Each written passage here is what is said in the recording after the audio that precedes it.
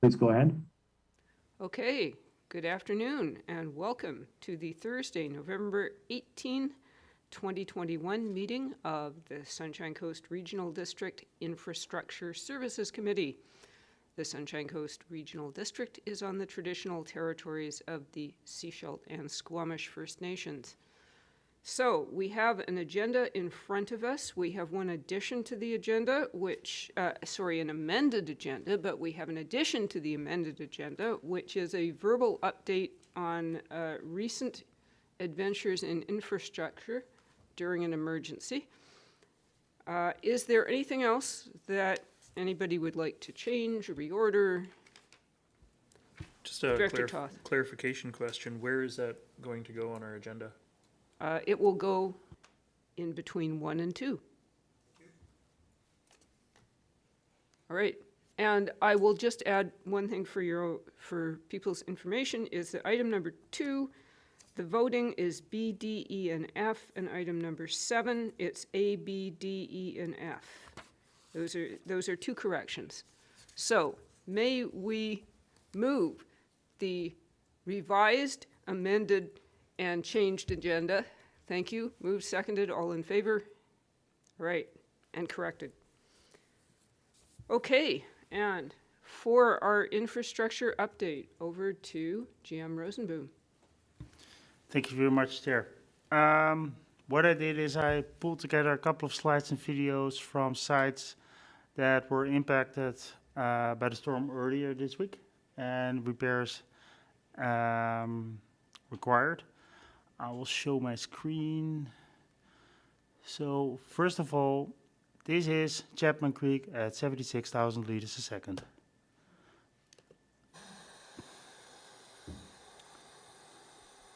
This is at the intake. This location where during the summer we try to maintain 200 liters a second. As you can see, the water is pretty brown, which has resulted in our intake to be blocked, completely blocked. And I think over time span between Saturday or Sunday afternoon and yesterday early morning, staff have cleared it 5 or 6 times, even in the middle of the night, just to keep some operations going. But you have to imagine the moment we turn on the plant again, there's a suction. So that's why staff had to go there several times in the middle of the night to unplug it again, start up the plant again, plugged again, went up again, and repeated that several times. So there has been some night shift for staff at the plant for that region, and the reason why they were trying to get it up and running at night as well is that Monday during the day our main reservoir was the treatment plant was down because of the intake being clogged, so our reservoir drained significantly. So at a certain point we were at the level that every drip that we could get into that reservoir was very beneficial to keep us afloat. So there was a pretty stressful event for the staff assigned to keep the plant running. The second site impacted is along Reed Road. It's one of the few sections in the water system where we still have asbestos cement main, and water mains. And this one was located just next to a culvert. There was a culvert in the picture here. There was a culvert here next to where the staff are currently working. We cut away that culvert to get access to that site. We tried it Monday evening. That's a picture on the left. Monday late afternoon, evening. You have to imagine the crews are working here, standing in the water, flowing out of the culvert with their hands in the water to try to wrench and put bolts in. They turned it on. It failed. They tried it again Monday evening. At a certain point, they were so tired and cold. They bailed out and started again yesterday. Yesterday morning, they rented several pumps you can see just to get the water, and they put a sandbag wall to keep the water out of their work area, so that actually they could stay a bit drier and were able to complete a successful repair. So this is along Reed Road. The next one is, this is the situation yesterday morning at Lower and Blackburn in Roberts Creek, where the creek was flowing over the road, part of the road collapsed. You can see a little hole in the picture at the bottom, which is the old culvert. The yellow line is the gas line, which is live. This is the high power line, which is held up by the left crane on the top corner, and the right crane on the top corner is holding up the power pole that has no footing anymore. So BC Fortis is currently building a bridge to support their gas line so that the crane can be removed. And BC Hydro already indicated that that crane is going to stay there until the situation is addressed. Our water main in this case is more towards where this person is currently standing in the top picture. So it is exposed, but it's exposed over a short distance, and the pressure on it is reduced. So the likelihood of it collapsing itself is very, very low. But it just gives an indication of how things. And this site could have easily, what we at certain point the fire department did was they released pressure by actually cutting up the remaining part of the road, so that there was erosion, but at least all the pressure was gone, and water could flow actually into kind of channel instead of over the road with a lot of pressure. This is Red Roofs Road. Shane, I see you're on there. Maybe you can explain what we see here. Afternoon, everyone. So on the left picture, you can see the yellow line is a gas line. That's a distribution line. The yellows are distribution. The white ones are high pressure. As Remco noted, the one in Roberts Creek is both of them are sitting there, but this one has a distribution line to the yellow. And just to the left of that right there is a ductile iron water main, and it has a lot of carbuncles on it, rocks attached to it. And at the other end, you can just sort of see the ductile sticking out of the bank. They're just down a bit with the cursor right there. That's the end of the pipe. It actually ripped apart as when it the erosion happened. So that's about 20 meters of pipe that's out of the ground and damaged. And if you look at the right picture, the back excavator's bucket, that's where the repair was taking place by that hydro pole towards the bank, that bank by the excavator. And that water from the alder tree to the right, that's going across Red Roofs Road. And it's about 18 inches deep. So we had a crew on site for this job, and they fortunately were able to get it, the line back in service by about 9 o'clock that night.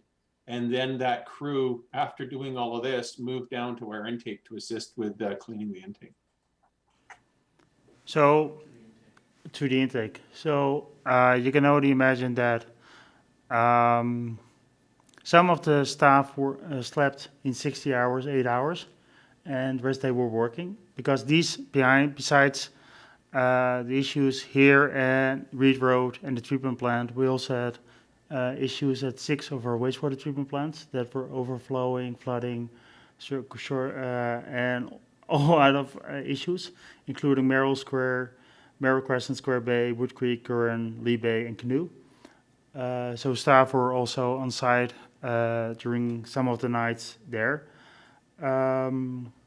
So the current situation is there is still a boil water advisory in place for the Welcome Woods area, as well as the area normally fed by the Reed Road water main.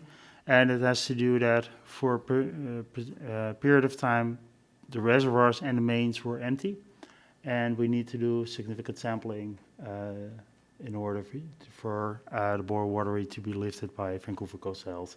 So the sampling is currently underway. The testing before we can get the test results back and get them reviewed by Vancouver Coastal Health. For both sides, it can be the weekend or the next week that we hope to get them lifted.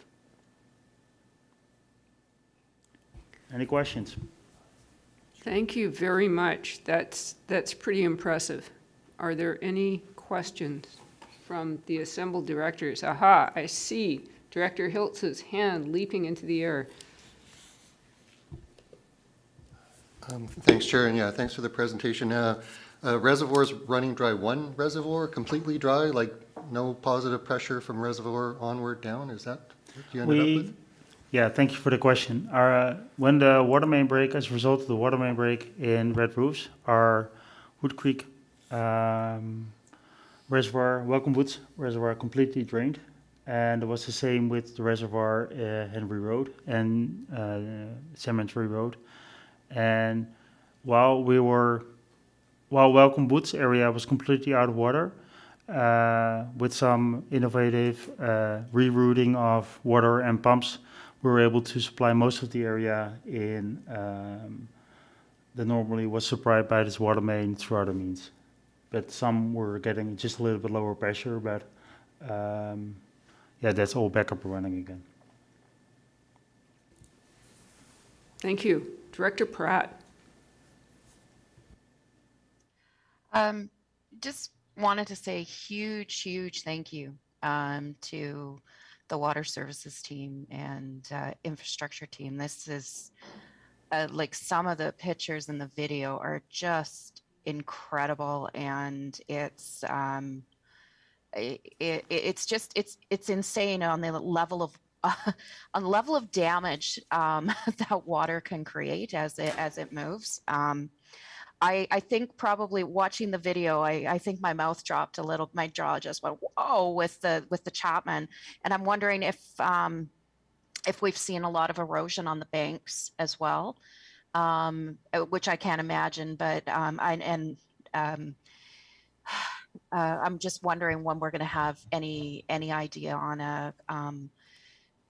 if we're going to have to look at doing any infrastructure upgrades along the banks, especially in the park area, because that's going to involve some provincial help. Yeah, there has definitely been some trees flowing down the river, the creek, over the weekend. But I have to say, we also inspected our 3 dams, McNeil, Edwards and Chapman, and both were in good conditions. There is some maintenance work to be done in terms of clearing of trees, etc., but nothing of significance, which was very beneficial. So at least no work required there. Thank you. Director Lee.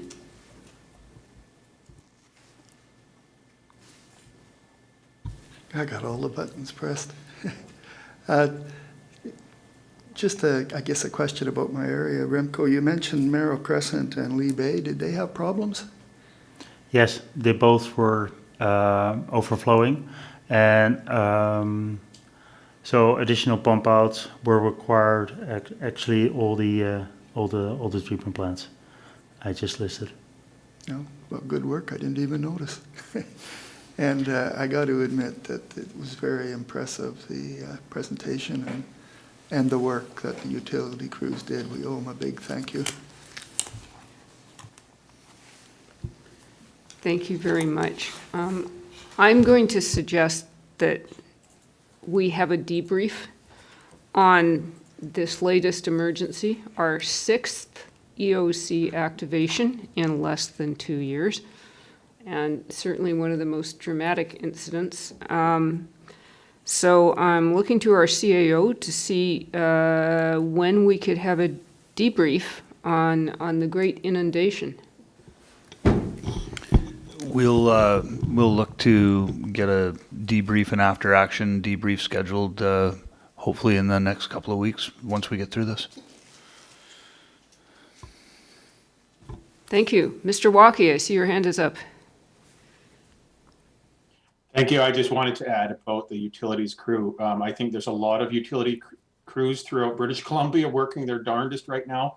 But I would like to say that it's really impressive how staff just don't even think about going home. They just keep working until midnight. And then they'll show back up to work at 7 o'clock the next morning. I think there was a number of staff that didn't see their kids for 2 or 3 days because they were at work so much. So it's pretty impressive. And I'd also like to point out that the town of Gibson staff was more than willing to help us down in Gibson's, and were on site numerous times offering their assistance. And also Terrace and Gas was very helpful. Thank you. Thank you. Yes, a big effort on the part of all local government staffs, and also Moti and Capilano Highways, who I don't imagine got home much either for those couple of days, because it was just crazy out there. So thank you, everyone. On our agenda, could I have a motion to receive all reports and communications? Moved, seconded, all in favor? Thank you.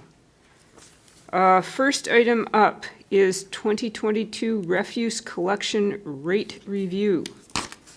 And who is up for that?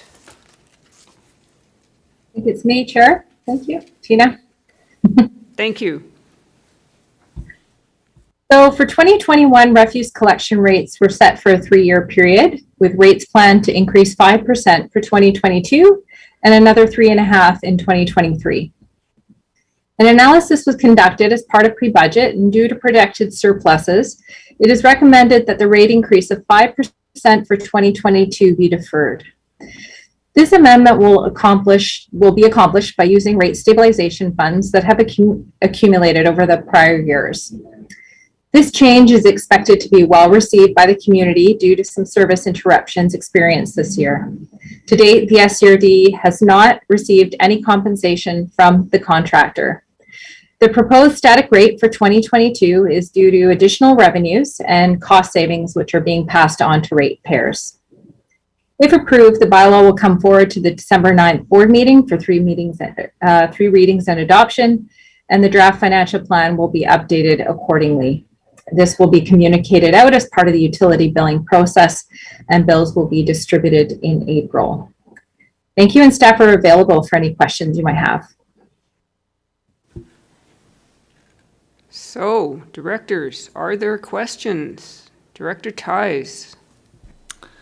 Thanks, staff. Yeah, the service delivery continues to be patchy, and what's even worse, customer service and communication by our contractor, I don't think is improving at all. So I was hoping this report would address this a bit more in depth, and I'm curious to see what the next steps are to improve the situation. I think 0% is good in this regard, but the level of service that's been delivered does not really deserve 0%. It deserves a decrease. Thanks. Staff?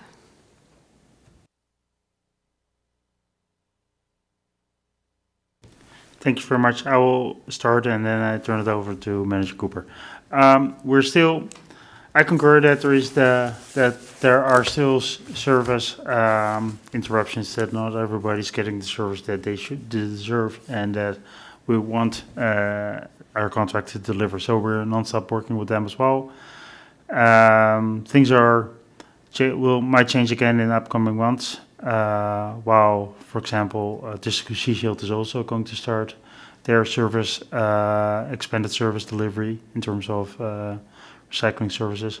So things are in flux, and I hope for the better. And maybe Manager Cooper can add something to that. Thank you, GM Rosenboom, who touched on a couple of things. Internally, there have been large improvements in communication channels. Waste management staff have been following up with residents directly, some at our request, and they've hired a new route manager. Their former route manager left in this late spring, so that staff member who is from the coast He is working diligently, so we are anticipating improvements, and communication this week has been really good with Waste Management regarding interruptions and due to the road closures, and there's been really good collaboration. So we're optimistic that we are at the end or approaching the end of service delivery interruptions based on sort of staffing issues. And right now we're just managing service interruptions related to the road closures. Thanks. Thank you. Director Crowell. Thank you, Chair. And this is just a sort of a curiosity question. You know, you're suggesting zero increase for 2022 and a 5% increase for 2023. Would there be any logic in just doing a 2.5 increase over the 2-year period? So ostensibly, people are getting a reduction over the 2-year period, and you're not dinging them at 5% all at once? Or is it a restriction of regional district budgeting? Thank you. Yeah, thank you, Chair. I can take that one. So right now, as noted in the report, we have no additional financial compensation from the contractor. And so essentially we need to balance our budget. And so included in the staff report is sort of an articulation of what this 0% can be accomplished. So reducing it would further deteriorate the rate stabilization fund, which we are anticipating requiring meeting for 2023 and most likely in 2024 as the contracts of existing services, well, actually multiple contracts are coming due for consideration. So from my standpoint financially, I would not recommend that at this time. I think due to a lot of fluctuation with a particular contract, and there's a lot of unknowns, that wouldn't be, I think, fiscally prudent at this point, because we were again trying to balance the budget with a 5% increase. So this is essentially mitigating it quite a bit already. I think all of the directors have been receiving a lot of questions from the public about compensation from the contractors. So the report said we have not seen any to date. Is there the prospect of compensation from the contractor in the future? Thank you for the question. We're in discussions with them, and I'm hopeful that we can get to a positive outcome. But that will, of course, take its time, and when we have that information, we'll present it to the board and the community. Thank you.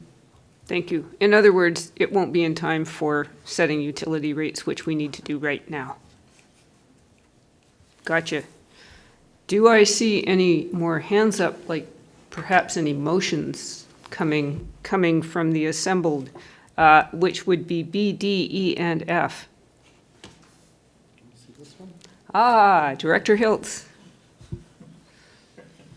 This is my real hand, yeah. Sure, I would, we're on page 1. Sure, I'd be happy to move the recommendations as presented on page 1. And is there a seconder? There's a seconder, wonderful. Is there any further discussion? Seeing none, I'm calling the question. All in favor? Excellent, thank you. That passes unanimously. Next item is the staffing increase utility crew, 3 additional FTEs. Over to staff, please. Thank you, Chair. It's interesting timing of this report with all the work the staff have been doing. A report to help describe the budget proposal, staffing increase utility crew 3.0 FTE, was requested to help describe and understand why it is required. The utilities crew that installs, repairs, maintains, and assists in design and development of the SCRD water and wastewater infrastructure 24 hours a day, 7 days a week, from Langdale to Earls Cove, are highly skilled and experienced staff. Correct staffing levels are important for continuity of services and the operation and maintenance of a utility. Asset management, along with strategic initiatives, capital projects division, have become important pillars of the SCRD, of which utilities crew support through analysis and providing important information that helps form future planning, asset replacement, and updated bylaws. The progress on some of that work is currently substantially impacted by insufficient involvement from utilities crew staff, and historically the crew has not grown at the same pace as infrastructure development. 2 FTE positions to increase the crew size along with vehicles, training, clothing to help address these tasks are included as a 2022 budget proposal, and also an equivalent of an FTE is included as a 2022 budget proposal to hire 1 or more casual employees to help backfill full-time staff during absences. I hope this report answered some questions, but if you have more, please ask, and I hope I have the answer. Thank you. We certainly have seen a lot about what the utility staff do. Director Toth. Thank you, Chair. Yeah, I guess I was sort of the one that asked for this report to come forward because setting of the rates and the budget asks aren't aligned. I'm looking on page 8 of the agenda package. Excuse me, I suppose it's of the original agenda package. I don't know if the page number has changed. But there's a line in there about recruiting utility crew members, and in particular more experienced or higher skilled individuals, has been very challenging for several years. Recognizing that we've been having problems in 2021 in recruitment, I'm concerned about adding more positions that we can't fill. I appreciate the casual. I think the casual is a good addition, but I just, going forward, I'm not supportive of the other 2 positions when we can't fill the ones we've got. Just a general comment. Thank you. GM Rosenboom, would you care to take that? I can start taking that, and I welcome General Manager Walkie to add to what I have to say. Is that when we're talking about higher skill positions, we're actually talking about our senior technician, so that's 1 level up from this position, and the coordinator. We had for the senior coordinator, the senior technician is already vacant for quite a while, and we had significant issues with filling our coordinator positions. Luckily enough, we've been able to fill those. And so far, we've not been unsuccessful in filling positions of this level, primarily due to internal staff that we developed over the years, and they were ready to take on these roles. Thank you. Anything further, Mr. Walkie? Sure, I'll add in that currently we have 3 postings on the crew right now, one of which we're interviewing 5 people today and tomorrow for one of the positions. And as GM Rosenboom noted, the senior tech is very hard, challenging to replace. And the other posting is for a long-term employee chose to move to Vancouver Island recently, and that's the other position that's vacant, and that's one of the posted.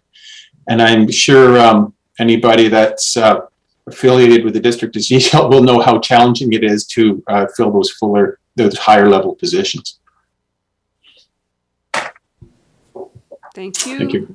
I see Director Ties. Yeah, thank you.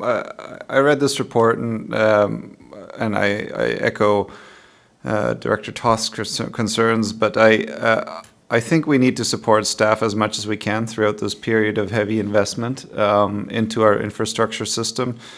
Not to mention what happened on Monday, but I do hope that we can actually fill the vacancies with the HR measures that are described in the report.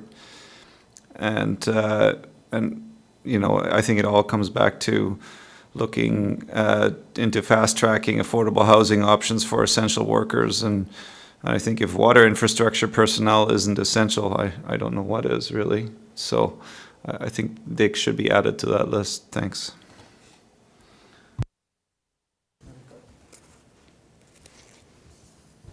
Maybe a good news story, not really related to the utility crew, but to utility service, to the service delivery of the capital projects team. Recently, one of the reports indicated that there are 2 vacancies on the capital project side, and that caused us to outsource project management side work. and we're currently in the process to filling our second position there. So recruitment is working. People are willing to come to the coast, and the number of applicants we see and the quality of the applicants has increased since pre-COVID. So therefore I'm hopeful that even that the positions that are currently vacant will be filled with high qualified people. Thank you. Director Seegers. Thank you. I think one of the issues that has shown up in the last while is that people may want to take on some of these positions, but there's training that's required. I think the province is actually, in one of the calls I was in earlier, the province actually indicated that they have invested some money in putting in more spaces. We will be having a meeting next week with Capilano University. Capilano University has made arrangements with VIU, for example, to bring some of those training opportunities here to the Sunshine Coast. And so that's something that we can bring up with them to indicate that we would like to see water, technician training here to be able to provide staffing for some of these positions that we have.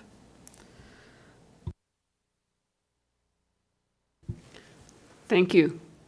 I am just curious to what extent there has been an impact on our utility staff by all of these emergencies that we have been having, and whether that, I don't see them stopping anytime soon, at least it doesn't seem that way, so I assume there is an impact there, and I'm also just curious whether having more staff would reduce windshield time.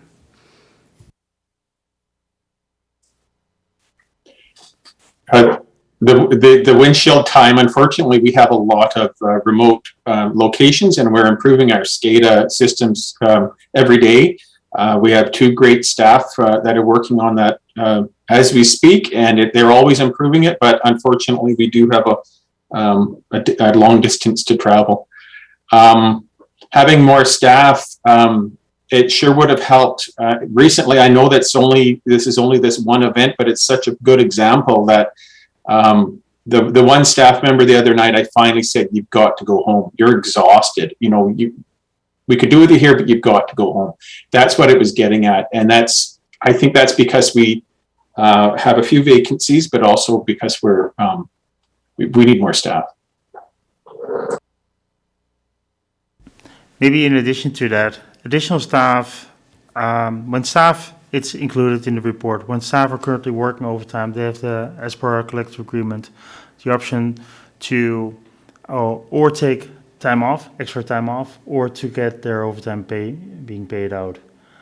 And a lot of staff are choosing for time off. So working overtime and the fact that they take a time off is actually only increasing the issue. So by having more staff at hand, you can avoid them working overtime because you have more permanent staff that you can rotate through the system. Thank you. Director Lee. Thank you, Chair. How big is the current staff right now? In other words, what % are we proposing to increase the staff numbers? It's noted in the report, the 4 different divisions. I believe there's, I call them divisions, but groups of staff in the crew. So there's 9 in the underground, there's 10 in treatment, 2 SCADA techs, and 2 in wastewater. So that's 2, 4, 14 plus 9, 23. That includes all the coordinators and all the staff. So the crew that fixes water mains, there's a total of 9 of them, and unfortunately 2 are on a leave right now. So there was 7 of them to do all this work in the last couple of days. Thank you. Director Lee? I was trying to make sense of the numbers, that's why I asked, but it would appear like we're proposing to increase the one crew by 1/3, and I was checking that I had that right. Thank you, Chair. The first one FTE utility technician, that person would be working in the water treatment utilities technician coordinator area. So that would increase the technicians from 9 to 10. And then the other full-time position would go on the underground crew, and they have 8 operators. So that would go from 8 to 9. Great, thank you very much. That clarifies it for me. Okay, we were just receiving that report for information, not for any action right now. So seeing no new hands, although Director Lee needs to take his hand down, we can move on to the Regional Water Service Area 2022 Rate Bylaw Amendment. Who's up? That would be me, Chair. Thank you. So the bylaw to regulate the rates and operation of the water supply and distribution system for the SCRD is done through bylaw number 422, Water Rates and Regulations. Every year, as part of the financial planning and parcel tax process, the rates are reviewed for each water service and the respective rate schedules are amended. The two primary sources of revenue for the regional water service are parcel taxes and user fees. User fees are intended to cover operations of the service, and parcel taxes are to fund capital investment. There's been a historical imbalance in this regard, and the rates have been slowly modified towards alignment. Water supply and asset management plans will further inform future rates, especially as the SCRD looks to implement alternative rate structures. As part of pre-budget, several operating and capital projects were presented, which have been factored into the 2022 rate analysis. 3 options have been provided for consideration. Of the 3 options, it is recommended that for 2022, user rates be increased by 12.5%, or approximately $59 per parcel, and that parcel taxes be increased by 5%, or approximately $14 per parcel.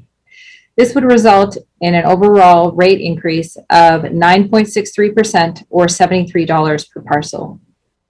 These rates would result in rate alignment between operations and capital without further depleting reserves, and will provide for desperately needed capital funding for the future or imminent needs such as an emergency like we just experienced. If approved, the bylaw will come forward to the December 9th board meeting for 3 readings and adoption, and the draft financial plan will be updated accordingly.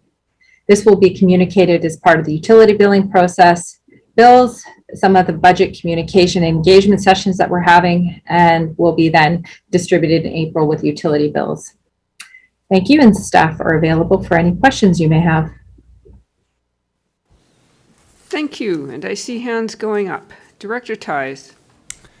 Thank you. Yeah, as I was reading this report, I was just starting to consider that at some point, getting a well and removing yourself from the user rate portion of the bill may actually become competitive.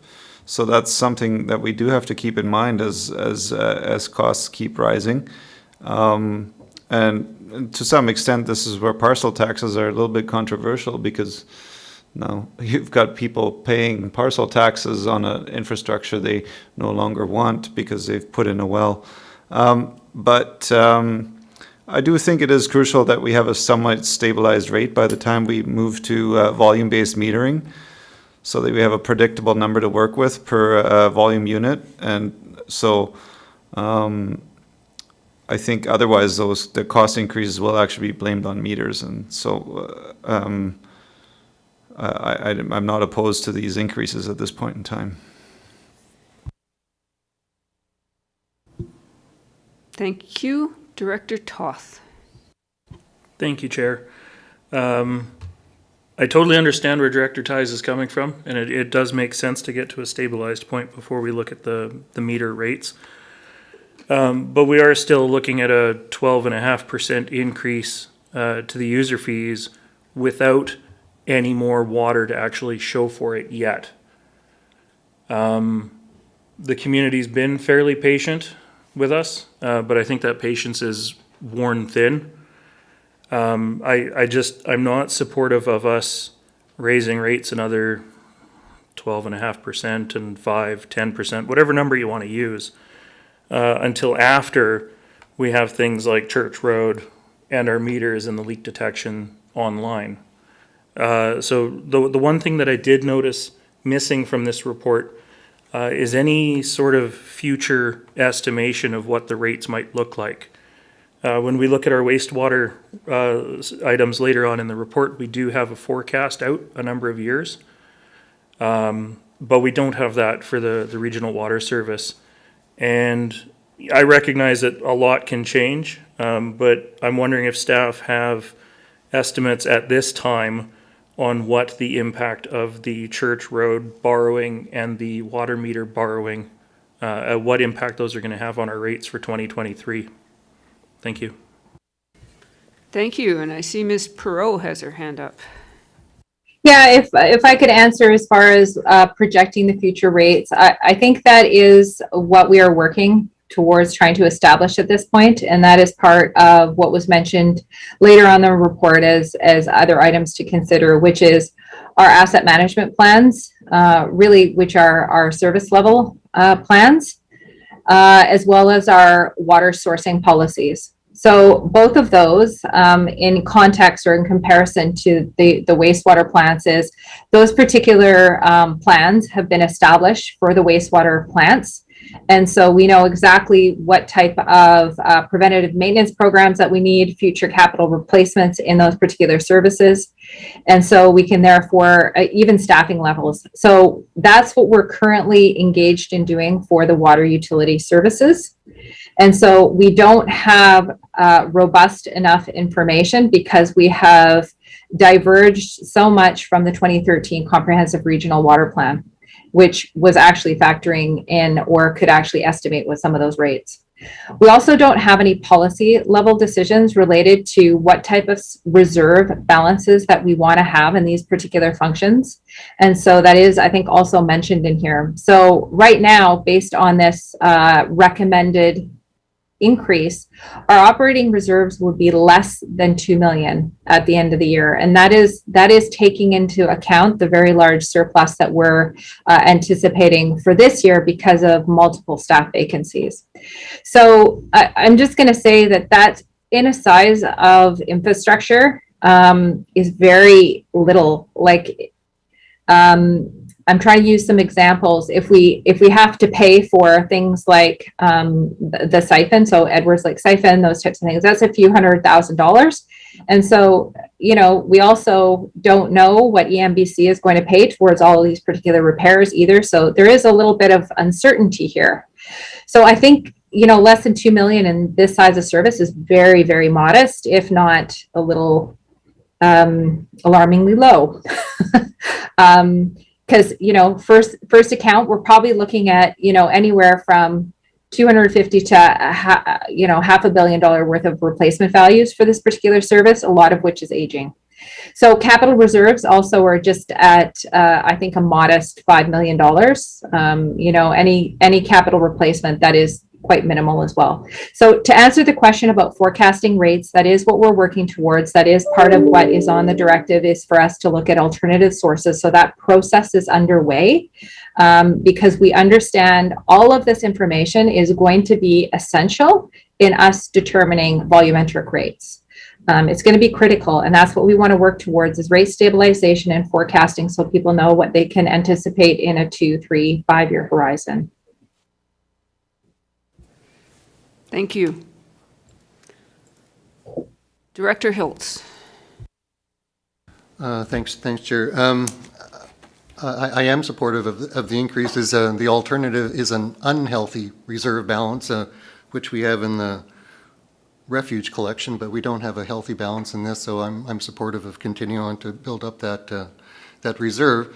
I do have a question on some data in the background, and that's the billable water users as compared to the 2020 report. I'm not sure if staff had a chance to look into it, but the increase of year over year was over 700 more billable users, and compared to, we had 33 new parcels. So I was just trying to understand where 700 more billable water users came from and what those water users are. Thanks.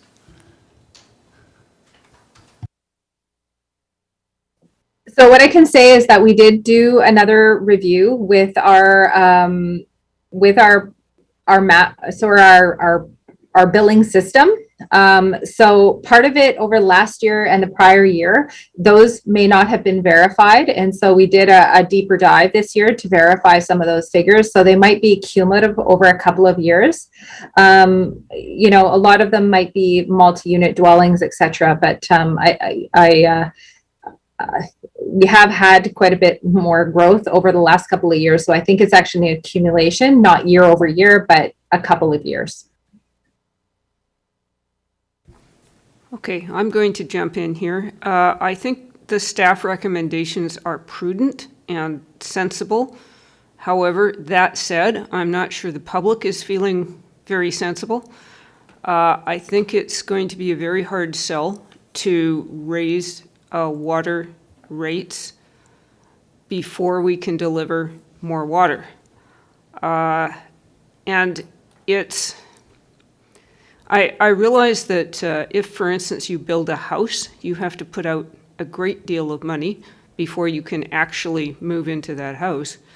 And that's the situation we're in here. But at the same time, there is a lot of anger on the part of the public for having to go through stage 4 water restrictions. And I have to say that despite all of the perfectly logical and sensible arguments that staff have brought forward, that I have a hard time contemplating raising water utility rates this year. Next year, if we have Church Road online, we're delivering more water, you know, wonderful. I could support it then, absolutely, and it needs to be done. I don't doubt it in the least. Well, that sparked conversation. Director Toth. Thank you, Chair. I do appreciate staff bringing this work forward. They do have a job to do, and they're doing their job. But much like that TUP conversation this morning, you know, we don't always have to go with the staff recommendations, and we have to wear any results of that decision. But, you know, looking at, you know, one of the other options was a greater increase in the user fees than what was being proposed by staff. And I'd be interested in looking at that for 2023. But yeah, at this time, I can't support any increases when we don't have a drop more water in the system. Thank you. Director Seegers. Thank you. I'd like to direct attention to page 14, because on page 14 are the operating and capital budget proposals that are coming forward that we will be looking at come budget, you know, deliberations in December. In December, yes, 13th and 14th, I believe it is. How are we going to pay for these? And which ones, if we're not going to do this, which ones are we going to take out? Because that's the question. Either we go to the public and say, you want water, and these are the projects that we're looking at. You know, are we going to take out Edwards Lake Dam safety improvements? No. Right? The feasibility study for long-term surface water supply sources? No. Right? So if you're going to vote against the increases, you very much need to know which ones of these you're going to take out of the budget. Because that's what it's all about. Thank you. Okay, Director Lee.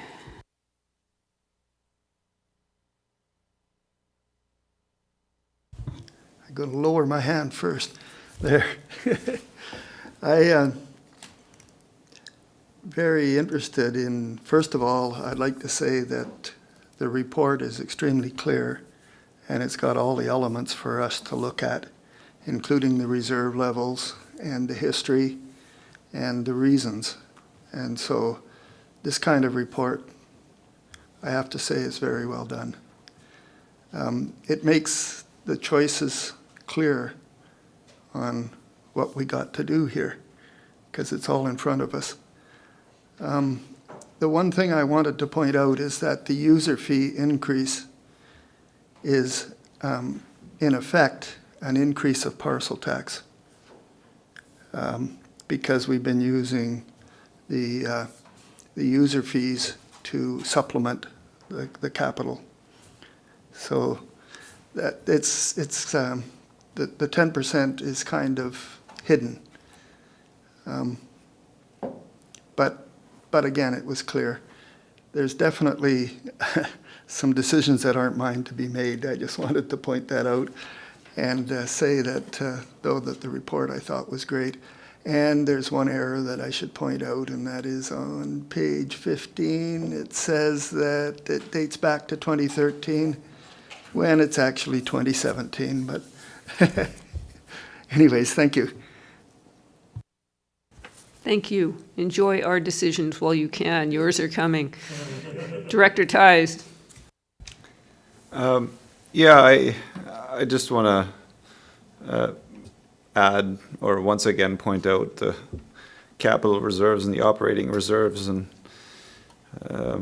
GM Perot has mentioned that it's about $500 million that we've got in the ground, and we've got a $5 million capital reserve. So that's a 1% capital reserve. That's laughable. So, you know, just because we've underpaid for water for the last 40 years doesn't mean we should be not be making sensible decisions going forward. So I think that's also where some of my decision making is coming from. Yes, we're going to increase rates, but that's not necessarily just because we're investing, but also we're making up for underinvestment over the past years. So, and I think that needs to be made clear is that you're not only paying for what's coming down the pipeline, but also because you've had it easy for the last 40 years plus. So, yeah, I don't have any issues voting for that increase. Thank you. Director Kroll? I was, again, I don't get to vote on this, but certainly what Director Seegers was saying, and, Director Ties hit it on the head.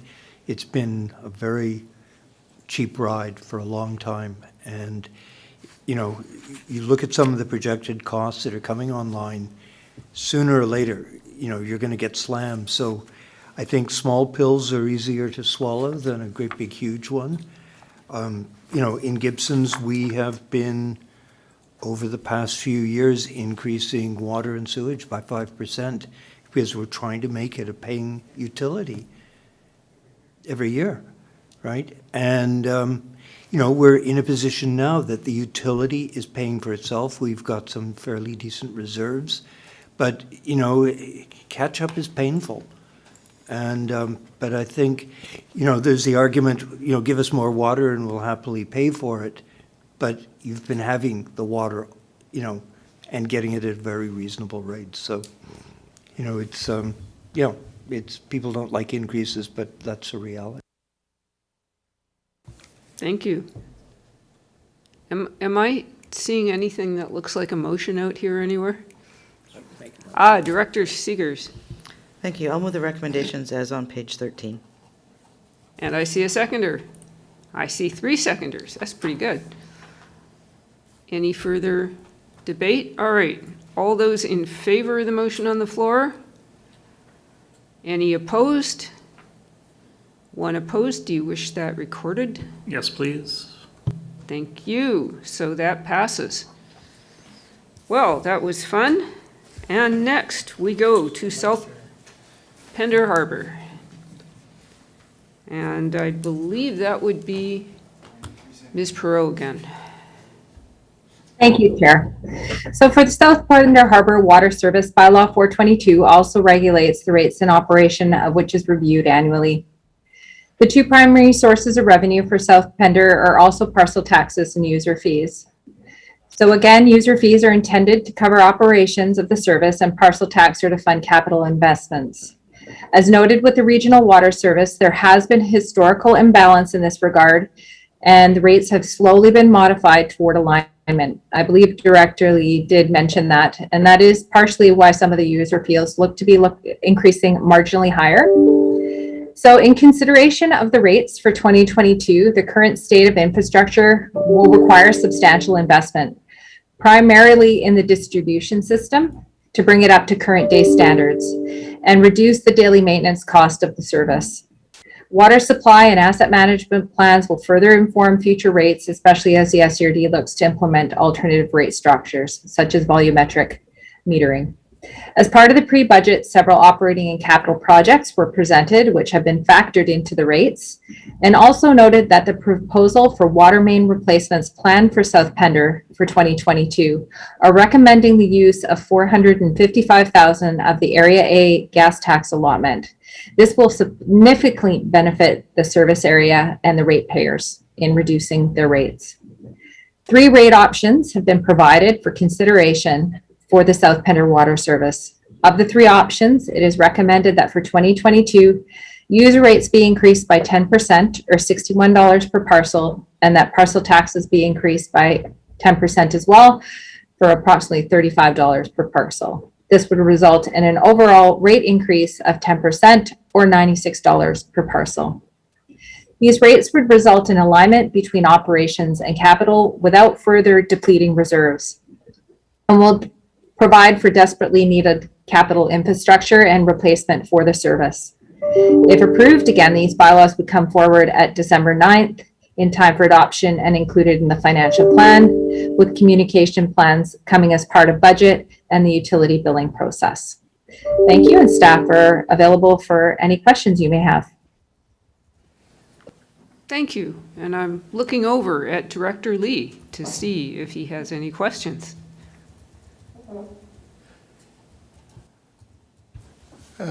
Actually, the report is so clear, I don't have any questions. I do have some comments.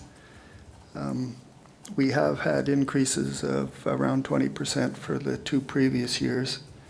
We have now brought it down to 10%, which I believe is a bit of probably where we're going to be for the next few years because of our old infrastructure and the need to fund that.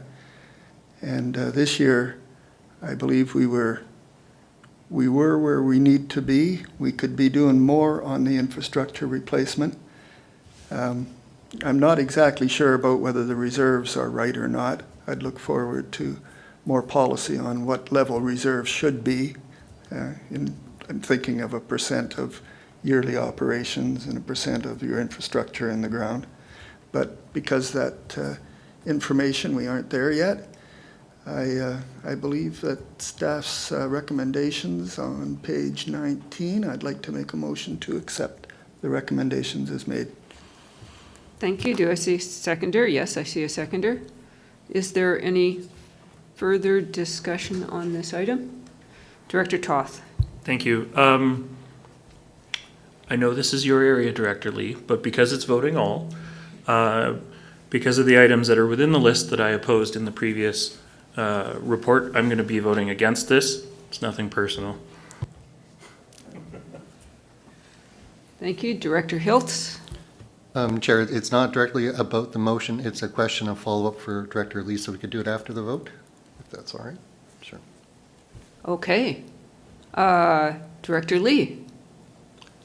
I could use some clarification from Director Toth on the subject.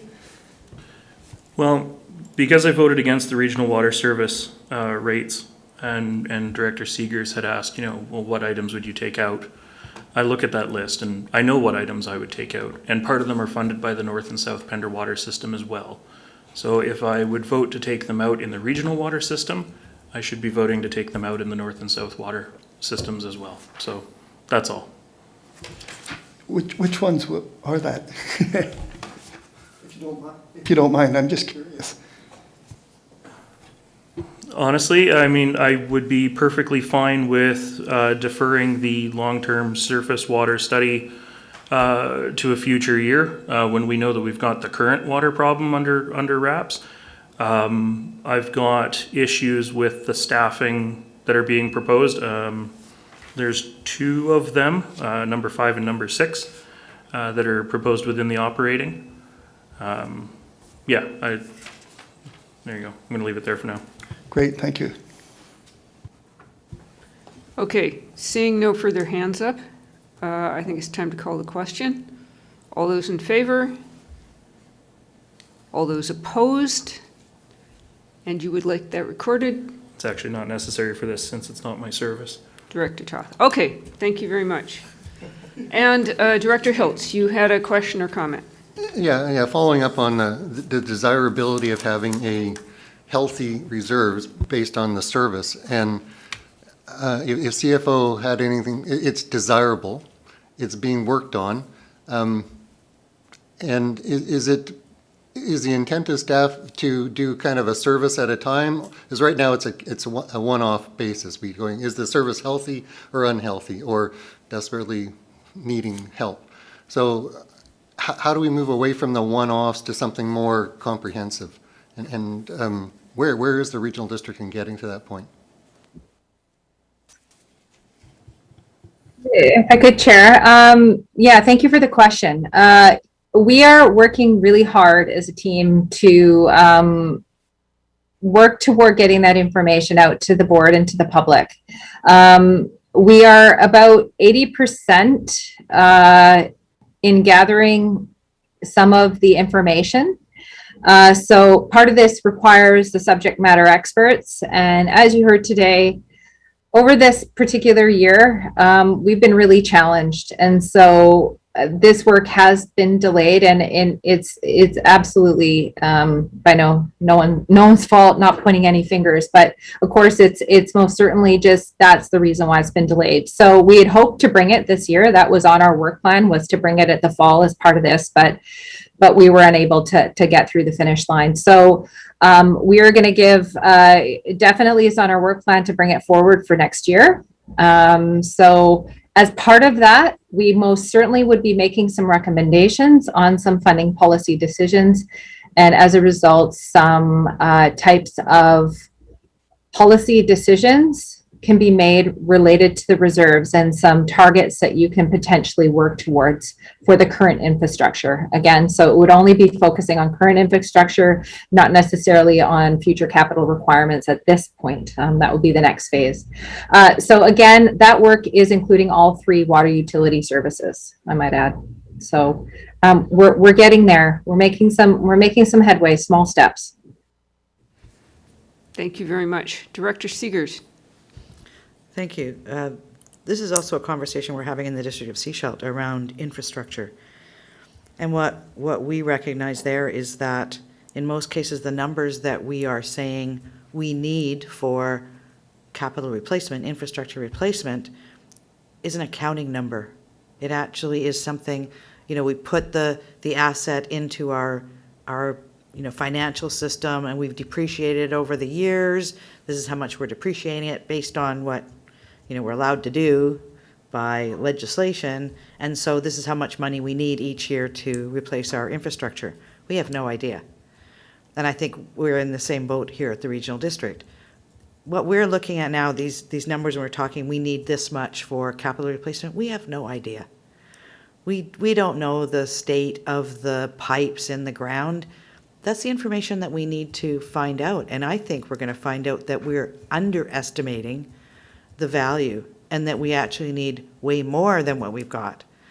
So I think that's going to be a huge wake-up call when we actually have that information. I think we saw that when we looked at the wastewater plants, right? There's an assumption that, they're going to limp along, they're going to do okay. We can't do that anymore. So it's important that we value the infrastructure that we have and that we put the money aside to be able to maintain it. It's about sustainable maintenance for the community. Thanks. Thank you. And talking of things we don't know, one of the things that did come up is whether EMBC would cover some portion or all of the costs of the water main replacements that we just went through. Do we know when we would know that? Thank you for the question, Chair. The requests to EMBC are currently being made, so I don't think that, given everything else that EMBC is dealing with at the moment, I think their initial focus will be on response and then only on the financial side of the house. So I think it can take a little bit. But we're definitely, for all the expenditures we've made over the last several days, for the wastewater plants and for the water main replacements, and for Chapman itself, for the plant, we'll definitely see to maximize the amount we can get back from, get reimbursed from EMBC. Thank you. Thank you very much. Ms. Perot? Yeah, I just also wanted to note that at some point we will bring forward a report to the board for approval, because of course, regardless of recovery from EMBC, we'll still need to make some financial plan amendments to that. So an approval from the board to make the expenditures. But again, yeah, it's a work in progress. Thank you. Director Kroll? Thank you, Chair. To Director Seeger's comment, you almost need a crystal ball these days, because how many projects have come before this board, it's going to cost this much, and then they go to do the work, and the price of steel has gone up, and it's not $200,000, it's now $700,000. So I think it's really critical that,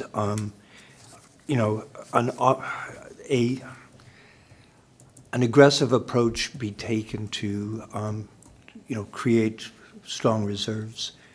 Under the Condominium Act, if you have a strata complex, by law, you have to have a contingency fund. And, we don't quite have that same legislation saying you have to have this much. If you've got a budget of this much, you have to have a contingency fund of X amount. So I think, staff are working hard to get us in a better position. So kudos to staff. Thank you. And at the risk of sidetracking us slightly again, are we going to have a communications plan about utility rate increases? Because we're looking at a whole bunch of these in our agenda today. So are we going to see a communications plan of some sort in future? CAO? I can comment that we do have several, sorry to jump in, Chair. We do have a lot of budget engagement sessions, and so we can definitely as a team work together. One of the comments made at the session on Tuesday was acknowledging that the water rates had not been set yet, so we had not integrated that information as part of the presentations. We most certainly will now. I would defer as to whether or not we're going to have any quote unquote let's talk water sessions related to the water rates as we have in the past. But again, we would use some of the same tools that we used last year, but I will defer to CAO or GM Rosenboom on that. Anyone else want to jump into shark-infested waters? Thank you. Staff are planning on engagement for the upcoming months in terms of providing the community with an update on our water supply situation. And the rates will be part of that engagement with the community. Thank you. Okay, thank you. And it would be nice, personally, I would love to see any communications we're going to mail out with the utility bills before they get mailed, just so that we can take a look-see at what's coming at us. Director Lee? Thank you, Chair. I was trying to get my hand down now, because I'm going to forget it otherwise. There. I did have a note at the beginning of my next item, but I think seeing you brought it up, I'd like some kind of public presentation prior to a report like this, or at least before the final budget vote. Otherwise, we're doing what we keep complaining about to everybody else, in that you're telling us after the fact. Why are you even bothering to do that? I don't know how you fix it, but I do know it's been something that's been ongoing for a long time. The regional water, the fact that we need to increase the capital, really is no surprise. You can't continue to hook up more sources of water and not pay for them somehow. But I guess we're not clear that this might mean somewhere between a 10 and a 15% increase next year, is it's our guess, eh? And we're not doing that. I think, and we're going to get into that with the wastewater even heavier shortly. But I don't know. I'd like to hear some thoughts on, is it ever done anywhere else? And is it something we could even get to do? That's kind of my question.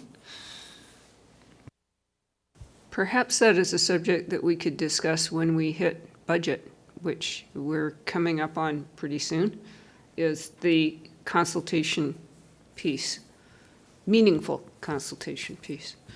I'm going to move us to item 6, North Pender Harbor Water Service Area, and over to Ms. Perot again. Thank you, Chair. So for the North Pender Water Services, like the others, we took a look at historically wanting to align the parcel tax and user fees. And again, the North Pender system has been significantly underbalanced. So that's why last year and this year again, we're moving towards alignment. So in consideration of the rates for 2022, again, there's a substantial amount of investment required for this service. And also it's a smaller local water service, so they don't have the same economies of scale. So again, our asset management plans and water supply plans will also look to implement alternative or inform our alternative rate structures. So several operating and capital projects were also introduced for this particular function.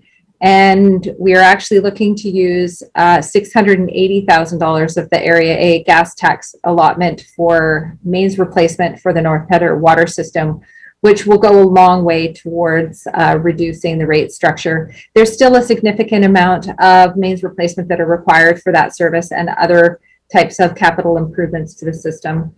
So with this one as well, we've provided 3 rate options for consideration, and it's recommended that for 2022, that their user rates be increased by 13.8%, or approximately $86 per parcel, and that parcel taxes be increased by 4.5%, or approximately $14 per parcel. This would result in an overall rate increase of approximately 10.57%, or $100 per parcel. So this rate would result in alignment, 100% alignment, that operations are being funded through user fees and capital without further depleting reserves. So that's something we've been working towards for the last few years.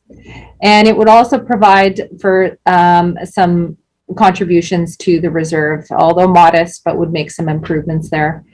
So if approved, again, these would come to the December 9th board meeting for adoption, would be amended in the financial plan, and communication plan would be part of the pre-budget, budget deliberations, and distributed in April. So staff are available for any questions. Thank you. And once again, I look to Director Lee. Good, I didn't have to put up my hand and try to figure that one out. The comments are very similar for the South Pender, except this one is just slightly different in that I think that some frontage fees should be allocated to user fees because there's a lot of vacant properties here. And what people do is they invest in a property and it's got increased value simply because the water's there. And the pipes are kept flowing and the fire hydrants are there. And I believe that until something's completely built out, a small percentage of the frontage fees should be used for user fees. But that's a philosophical thing, which I think we need to work on for these smaller areas. But other than that, I'd like to make a motion to accept the staff recommendations as presented on page 27. Thank you. Is that seconded? I see a seconder. Excellent. Seeing no further conversation. All in favor? Anyone opposed? Would you like that recorded? Thank you. That's a no. All right. Next up, we have Wastewater 2022 user fee reviews. We have a replacement package I believe that the main item that's replaced in this is the table 3 on page 39. Is that correct? GM Rosenboom. That's correct, and there are things in the recommendations. Right. So, introduction. Oh, sorry. Director Ties. Yes, thank you. I'm going to recuse myself because I have a pecuniary interest in the following agenda items. So I guess that would be F and G. Thank you.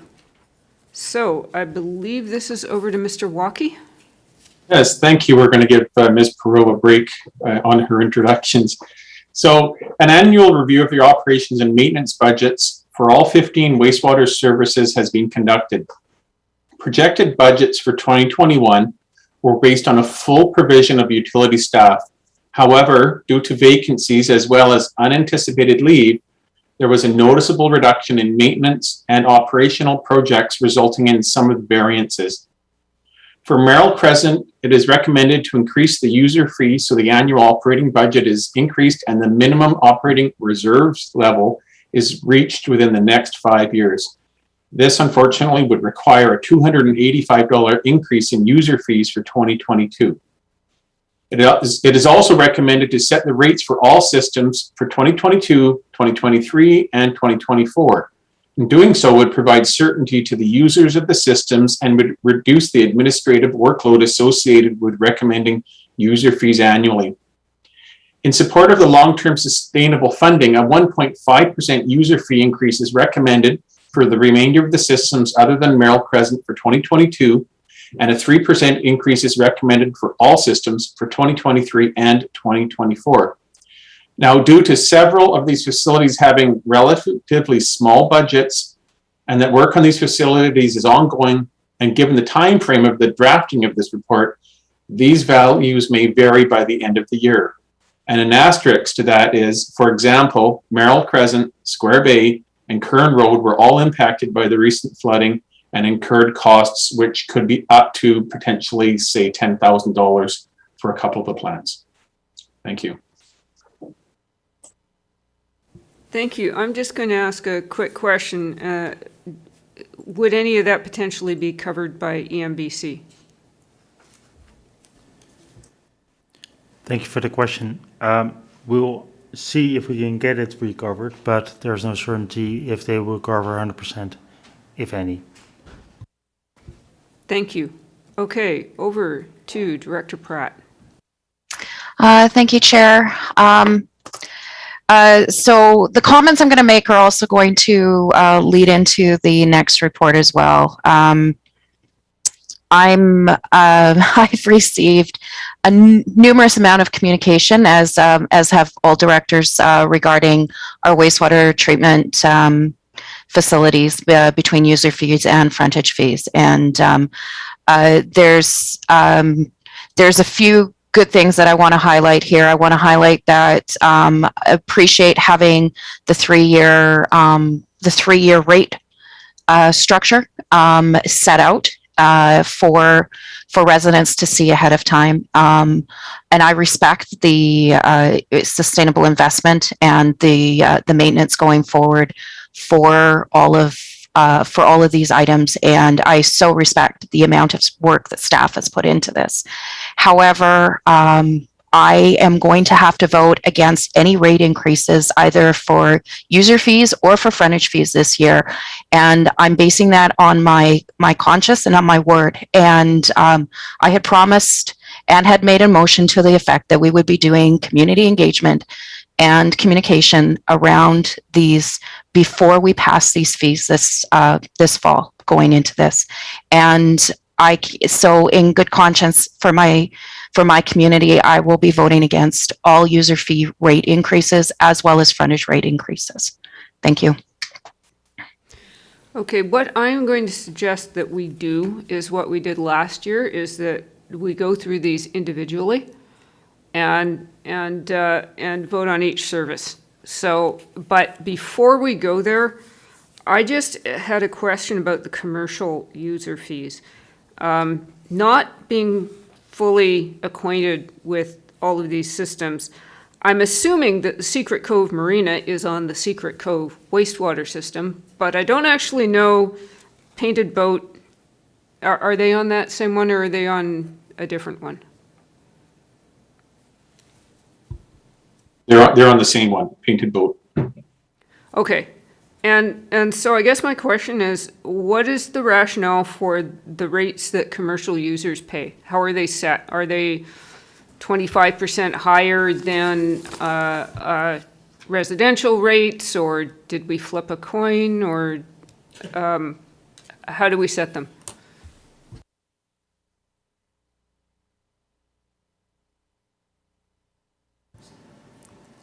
Thank you, Chair, for the question. I'm looking through the camera, through my CFO, if she has any historic insight in how they were set in the past. How they're proposed currently is a proportional increase, same as residential, to keep that fair and equal. That's why they're proposed right now, and as included in the report, they were admitted from last year's report, and that's why we included them this year. Thank you.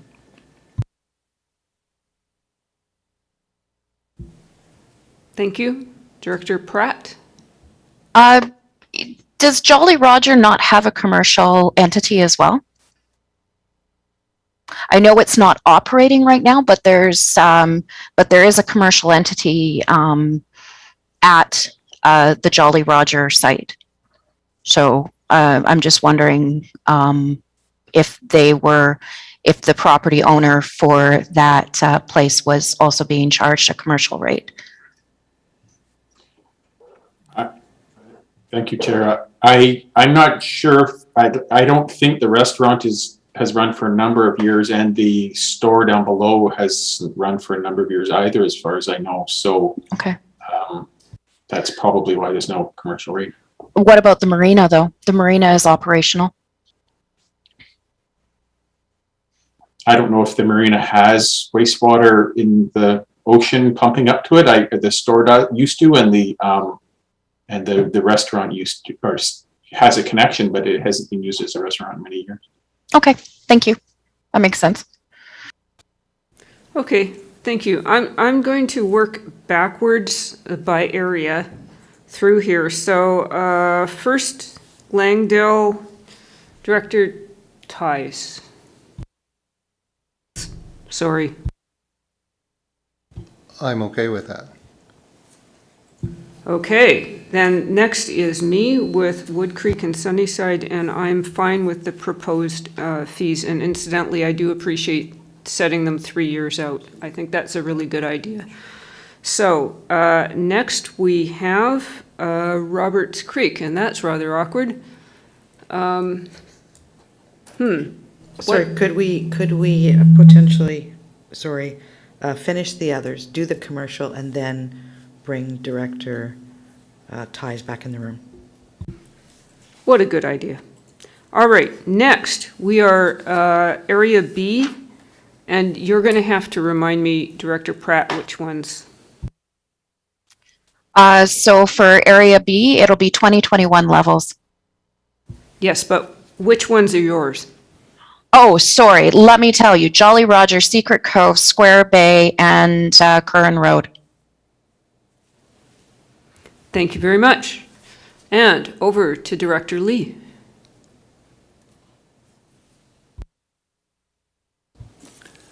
I'm not happy with 3-year fees on any of my plants. We promised them to explain why, our logic behind our capital plans, and that hasn't been done.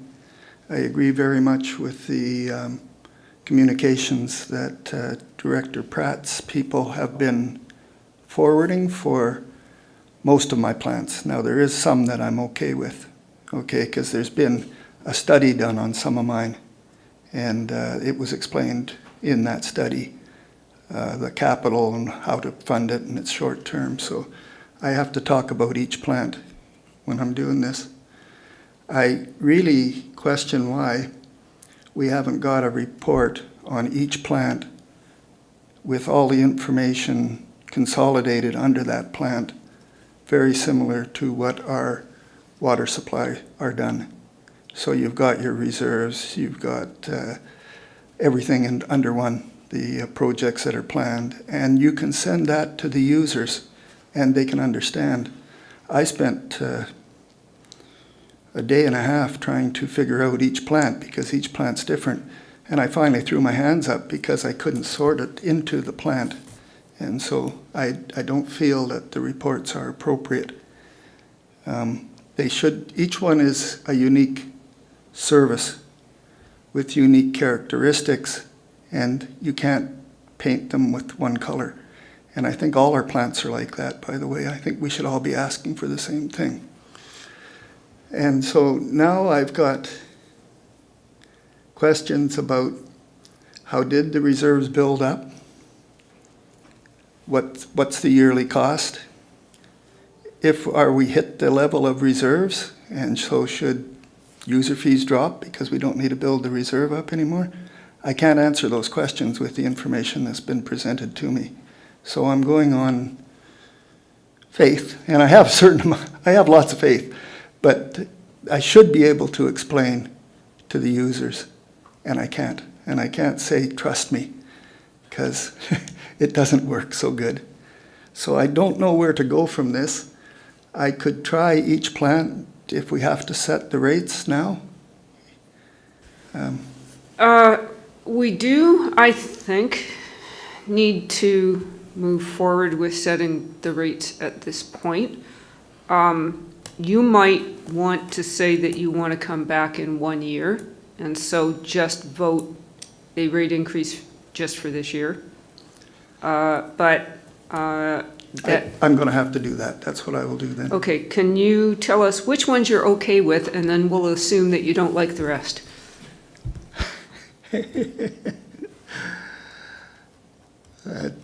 I left my darn notes at home, so I've added them to the thing, so I'll have to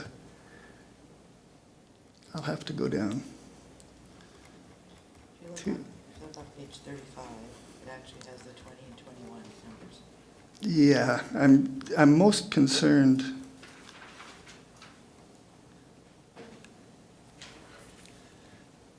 So Greaves Road, I'm okay with the rates on both sides of that one, user and capital, but I would ask for just a 1 year on those. Saginaw Ridge, again, is fine. And we could go for all three on this because there's no increases. Yeah,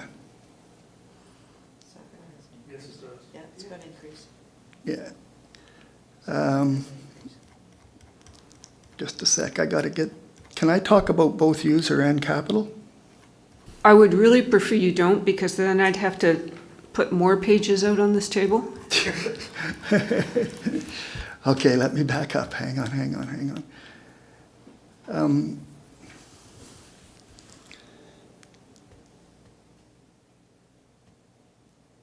Lee Bay's okay?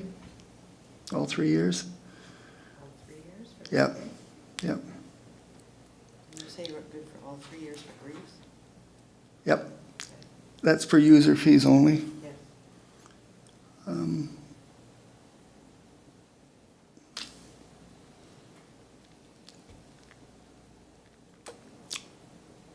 I have a question. Do we get to vote on this again at budget time next year? Or is this, we'll get to vote on the user rates again next year, even though we just won't get a report, or it'll be automatically forwarded? Process question.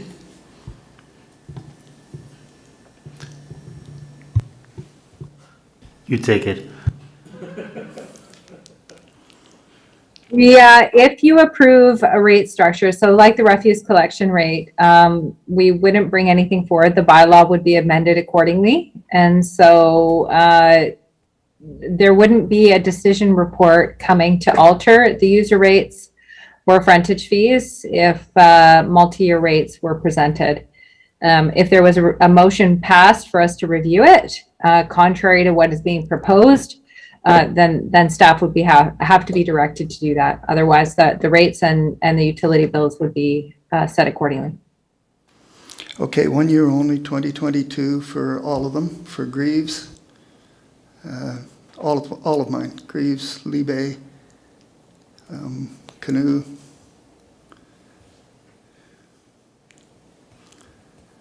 Merrill, Lily Lake, Painted Boat, and Saginaw Ridge.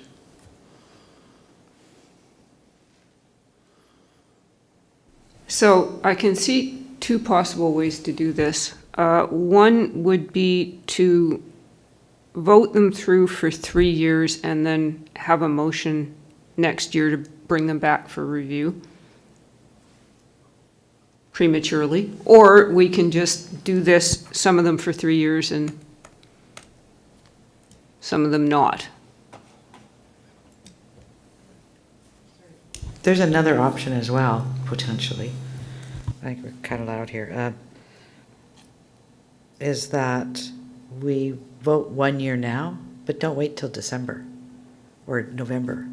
Bring it back in January, February, do the consultation, and then put the other 2 years through. I'm going to take this to staff. Another possibility that I'm thinking about. Uh-oh, sorry. Forgot to plug my. Whew. Sorry, that was a close call. The other possibility is that we could ask staff to separate these out for when it comes to board. I don't know. What do you think, Ms. Perot? What's the best way forward out of our current quagmire? Well, it sounds like there's a few quagmires going on. I believe that if the desire to just approve rates and or there's some, I think that we want to just make no rate decisions on. Again, bylaw 428 has a few of those that are not included. So I think what we'll do is we'll just tally up all of the different decisions and subsequent to the December 9th and contemplating these bylaws, it looks like we're only going to be doing either no rate increases or only a 1 year. I don't know if there has been, I think, was there a decision to do a multi-year? Yeah, Director Hiltz did recommend for that one. Okay, so yeah, I think if each area and each plant just wants to speak to that, then we will proceed accordingly to prepare the bylaws. And as far as, you know, any type of different decisions or additional information or engagement, perhaps GM Rosenboom wants to comment to that. Thank you.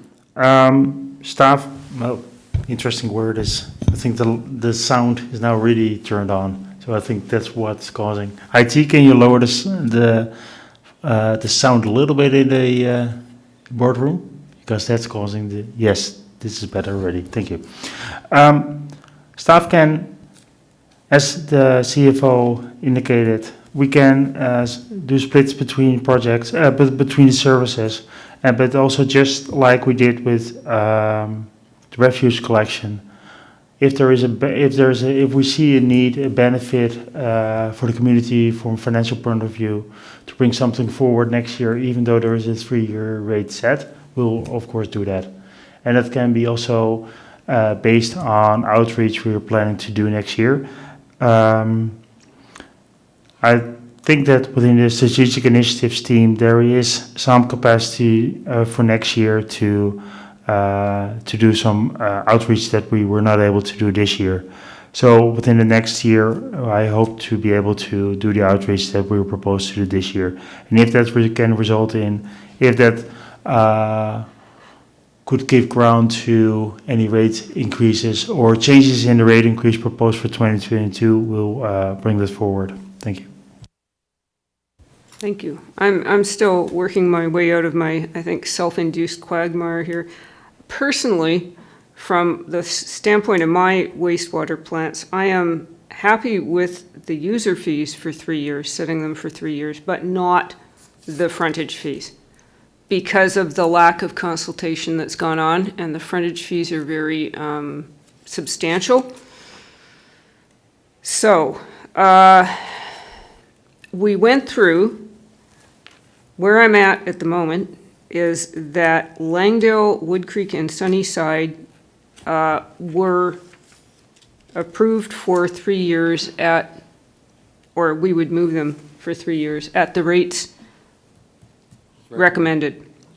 So perhaps we could do those ones and then move on to the next one. Director Seegers? Thank you. Yes, that was what I was going to suggest as well, is that you do the ones that are 3 years, you do 3 years, and then separate out the ones that will be 1 year at the new rates and 1 year at the old rates from 2021. I can move that. So Director Hiltz just moved Wood Creek, Sunnyside, and Langdale at 3 years at recommended rates. And the voting is A, B, D, E, and F. All in favor? Any opposed? Director Pratt, okay? Yes, as I said when I began speaking, I will be voting against all rate increases, not just for my area, but for all areas. And presumably you would like that recorded? Yes, please. Thank you. All right, now we are moving on to Jolly Roger, Secret Cove, Square Bay, and Curran Road. And Director Pratt, what is your motion? My motion is that the rates remain at a 2021 level. For the next year? For 2022. Good. Thank you. Seconder? I see it seconded. All in favor? Any opposed? That passes. Thank you. Now we're moving to all of the Area A plants. And Director Lee, what is your motion?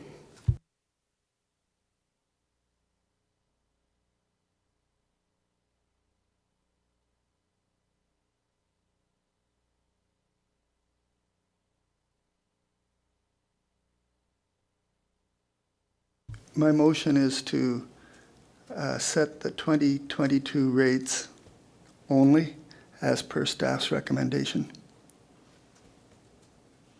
Thank you. Is that seconded? Great. All in favor? Can we call Director Ties back in to deal with? Yeah, if we could, that would help. Yeah, then we'll have to keep, well, it'll keep him busy. And, yeah. And then after we finish with the wastewater, we might take a 5-minute break. After the frontage fees, yeah.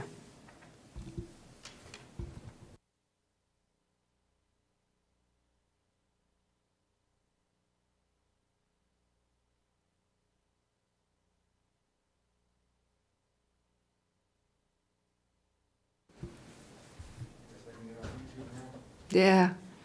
So, Director Ties, we're on page 34, and we would like to know what you want to do with the Roberts Creek wastewater user fees. Do you support staff's recommendations, or would you like something else? Yeah, I support staff's recommendation. I believe the consultation between Roberts Creek Co-housing and staff has been sufficient. Thank you. Great. Is that a motion? Yep. Is it seconded? Wonderful. All in favor? Good. Wait, why don't we get you for the Roberts Creek for the, while you're here?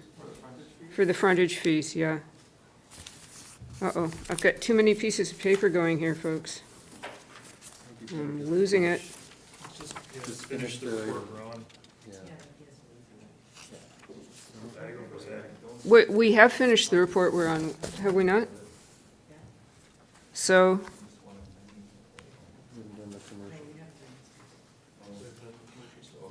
Yeah, we have not. So next item up is frontage fees.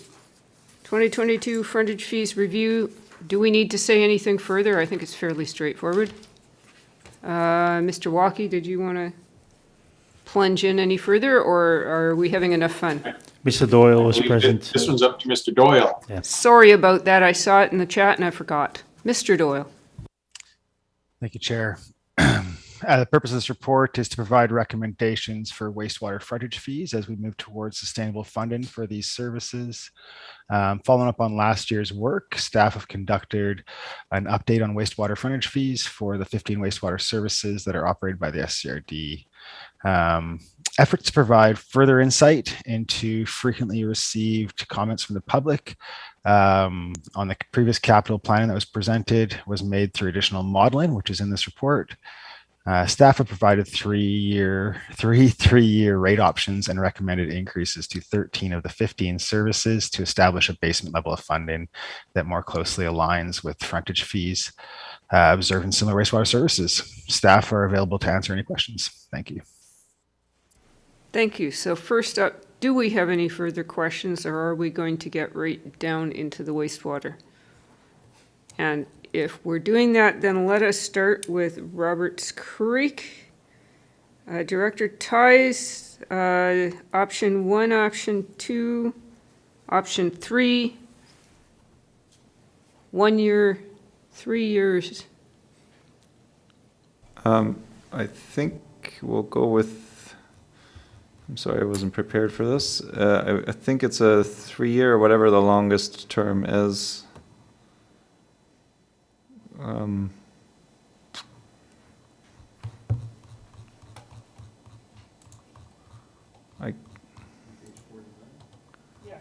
Page 49, okay.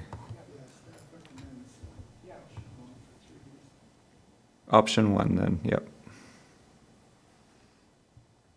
I'll follow staff recommendations on that one.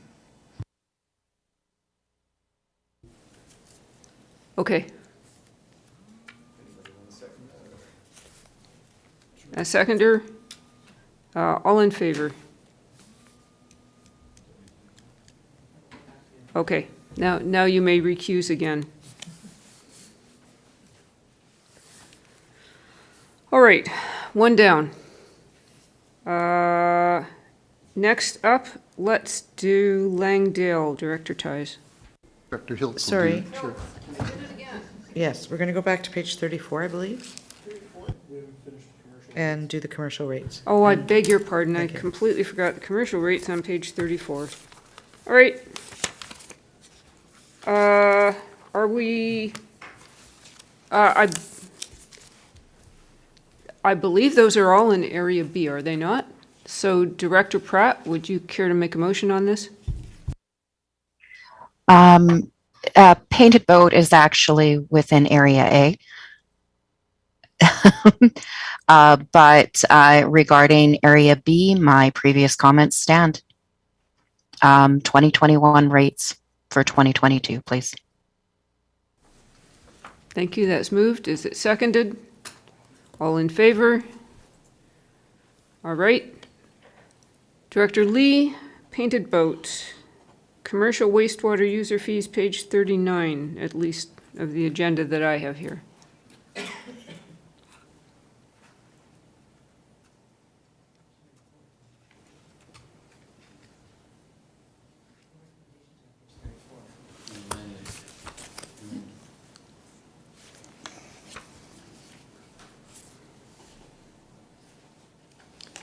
The recommendations on page 34 don't include the commercial fees unless I'm in the wrong agenda package. I'm in the wrong agenda package. Excellent. Yeah. Right. And where are you, Director Lee? What would you like to do? To keep it in line with my earlier decision on the other users, so for 2022, accept the recommendation for 2022 only. Thank you. Is that seconded? All in favor? All right. We have dispensed finally with Annex F, I hope. Can I? Yes. Director Lee? I was wondering if we were to deal with Area B first, that we might be able to bring Director Ties back in. He said he can come back in for the frontage.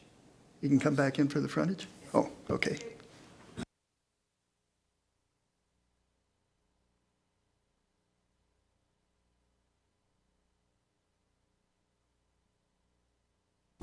Excuse my confusion, everyone. It's been a day already. So, now we're at frontage fees. Are we going to Langdale? Sure. I will move staff's recommendation on page 34 of the original agenda for the 3 years and the rates as presented. No, sorry, we're moving on to page 49. Yep, Oh, we're on the sorry table on about that, page yes, 49. sorry about yeah. that, yes. So, you're happy with page 49?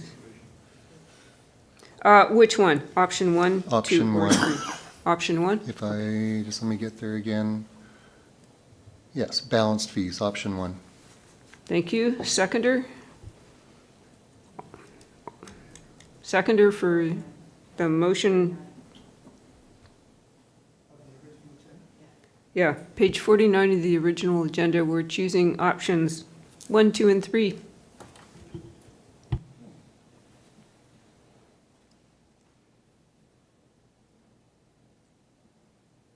Still didn't see a seconder. Chair, this is just for Langdale. Just for Langdale. Ah, you're seconded. Awesome. All right. All in favor? Okay, Langdale's done. For me, I am not happy with setting fees for 3 years at this point for my 2 plants because we have not had the consultation with the residents. So I'm fine with option 1, the increase to $400 for Wood Creek Park. And I would prefer for Sunnyside an increase to $302, which is option 3. And I'm sorry to confuse things, but that's my motion for 2022. Seconded. All in favor? Okay, got those ones done. We already did Roberts Creek. So, Director Pratt, what is your motion?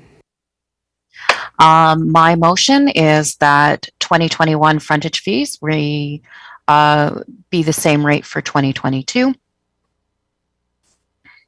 For all the Area B.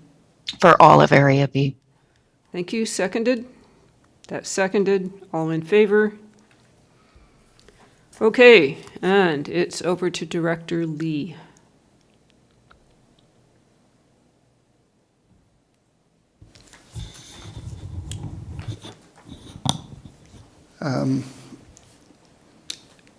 Greaves Road, the 2022 rates, 1 year only.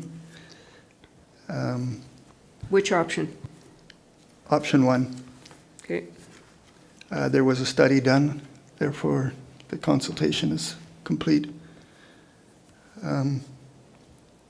Lee Bay, $100 increase because that's what I intended to do last year and somehow I got messed up. So that's 1 year only for Lee Bay and it's option 3, $100 increase.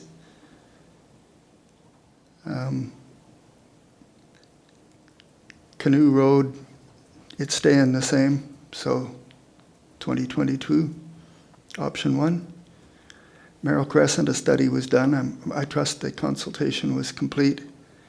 So the option 1 for 2022 for Merrill. Lily Lake, it needs to stay at the 2021 rate. It has sufficient operations to cover anyways for now, and there's no need. And I'd like to see a long-term capital plan for that one. And Saginaw Ridge is staying the same, so the option 1 for 2022. Painted Boat, tough one. They seem happy, but let's give them $100 option 3 for 2022 until we can consult. So I get a chance to consult further with them. Thank you. Second, Director, GM Rosenboom. My apologies, this is not related to this motion in question. I have something else, thank you. Okay, we have a motion. Do we have a seconder? Was that for 1 year? Yeah. Yes, second. That was all for 1 year. Yes. Thank you. All in favor? All right, we have more or less survived. GM Rosenboom? Just, maybe I missed it, but for Roberts Creek, what was the decision there? Option 1, please. Okay, thank you. 3 years. Good. Thank you very much.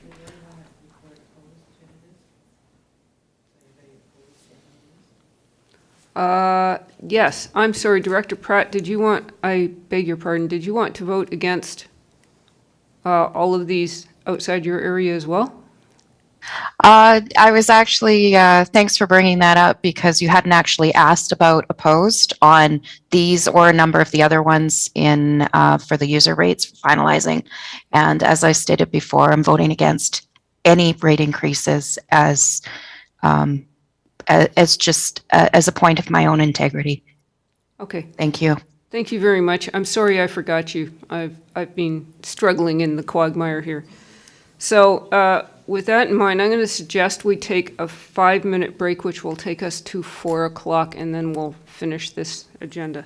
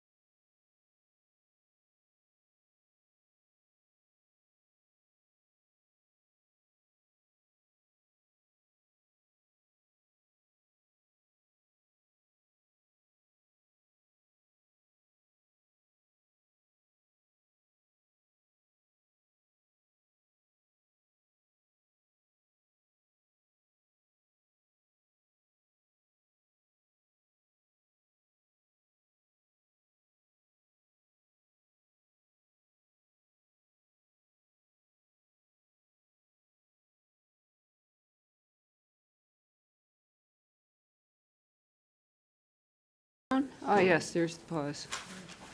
So I think we're back.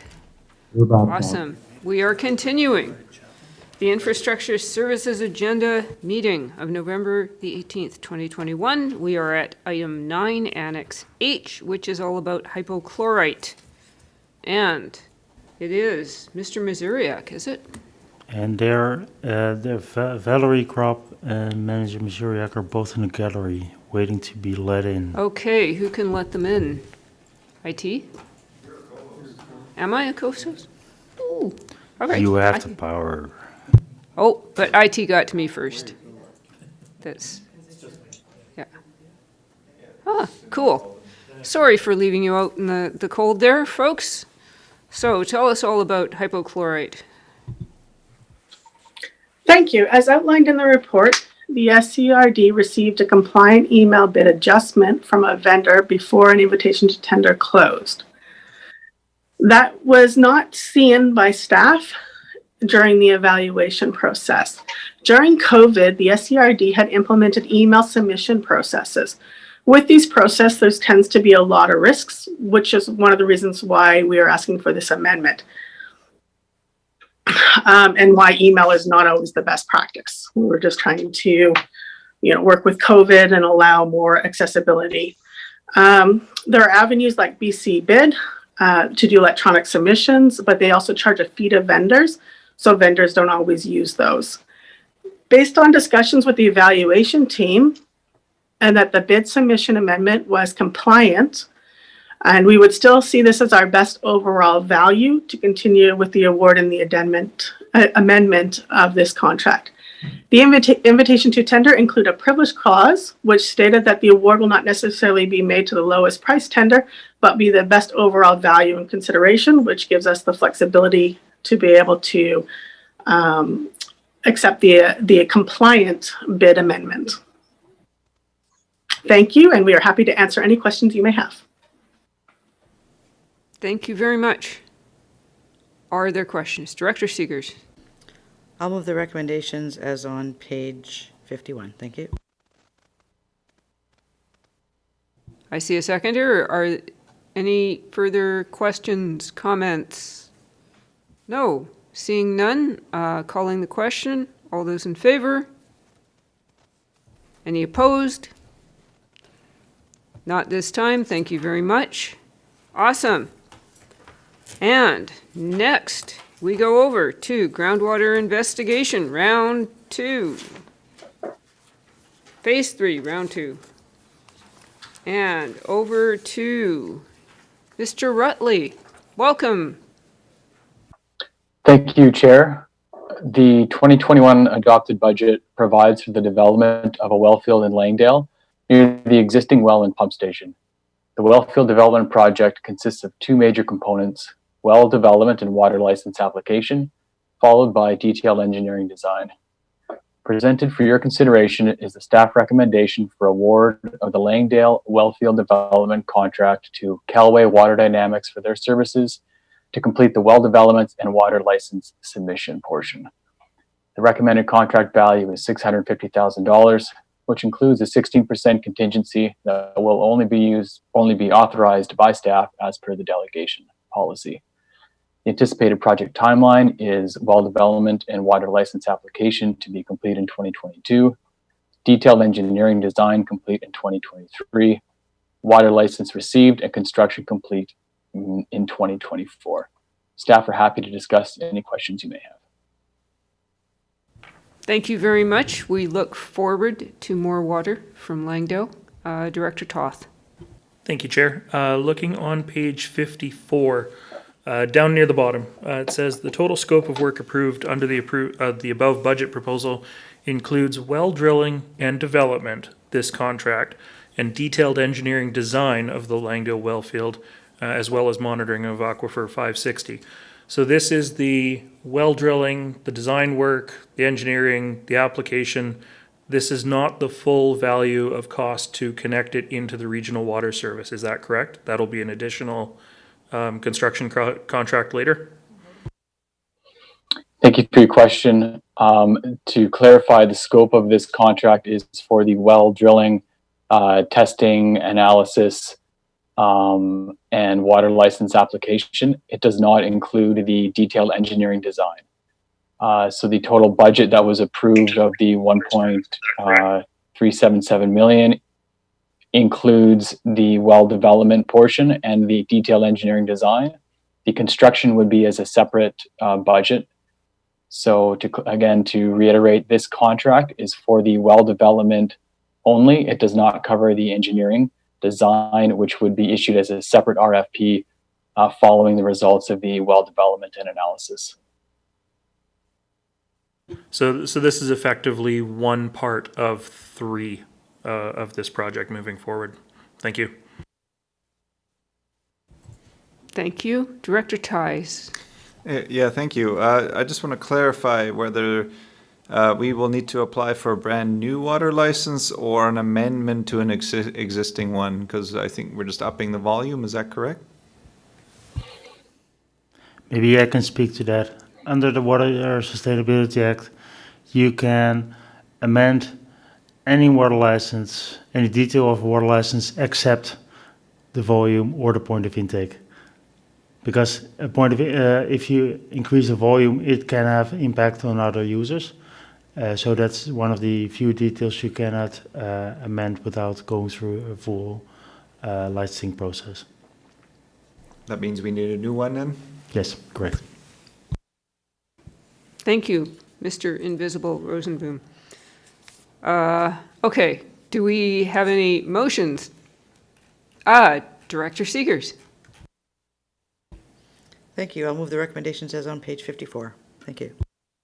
And I see that seconded. Any further discussion? Seeing none, I'm calling the question. All in favor? Any opposed? Thank you, that passes. So, here we get to pipes, valves, hydrants, and fittings. Over to Mr. Walkie.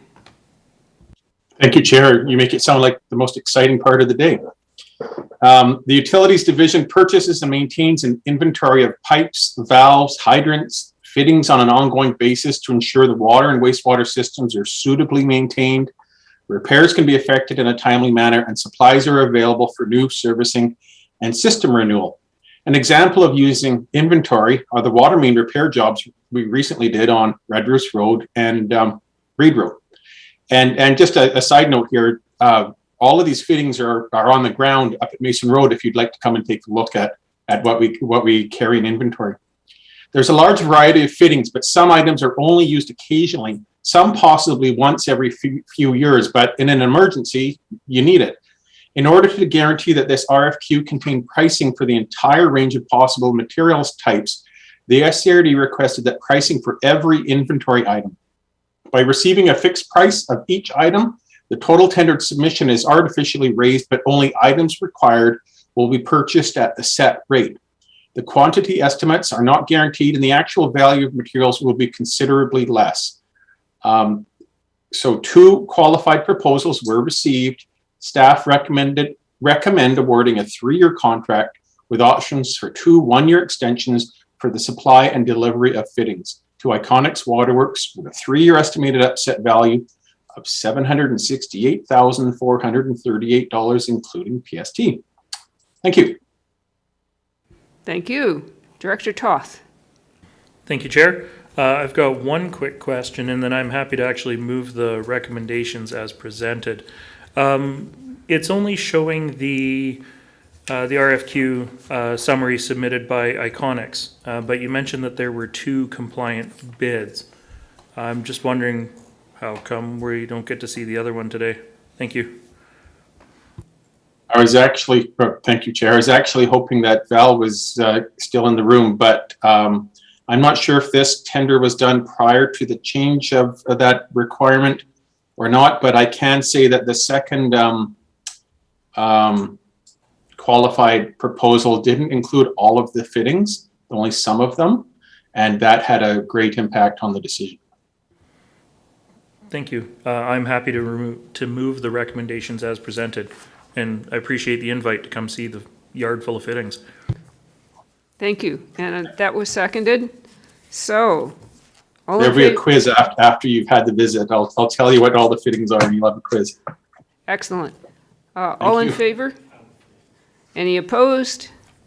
Thank you. That passes. And we are on to contract award for site operations services for the Pender Harbor Transfer Station. Ms. Cooper.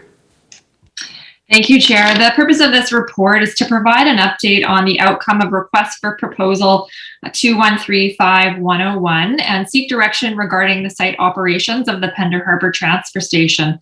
2 compliant proposals were received. Staff are recommending to award the site operation services for the Pender Harbor Transfer Station to Salish Environmental Group. Thank you, and staff are happy to answer any questions the committee may have. Thank you. Do I see any questions? Do I see any motions? Director Crowell. Move the recommendation on page 61. Is there a seconder? There's a seconder. Awesome. Further discussion? I'm not seeing it, so I call the question. All in favor? Any opposed? Excellent. That passes. Thank you very much. And we move on to landfill engineering services contract amendment. Director. Manager Cooper. Thank you, Chair. The purpose of this report is administrative. It's to amend the SCRD's contract with XCG Consulting Limited to align with work that XCG would complete related to Seashell Landfill Stage H Plus closure project. As the contract value is above $100,000, any contract amendments require board approval. Thank you, and staff are available to answer any questions. Thank you. And do I see any questions? Wow, we've run out of steam. Director Seegers. I'll move the recommendations. Seconded? All right, I'm seeing no further discussion. All in favor? Any opposed? That passes. Thank you very much. Next is Annex M, mattresses. Thank you, Chair. The purpose of this report is to seek board approval to extend the existing contract with Canadian Mattress Recycler, Inc. for mattress recycling services, and to amend the contract with Pacific Coast Distributor, Inc. to increase the total contract value. As both contracts are above $100,000, such amendments require board approval. Thank you, and staff are happy to answer any questions the committee may have. Thank you. Any questions? Director Toth. Thank you, Chair. Sorry, it was faster just to raise my actual hand. I don't see any questions. So I'm happy to move the recommendations for Annex M regarding mattresses on page 66. And I see a seconder. Very good. No, Director Tice. Yeah, I do have a question. I know we recently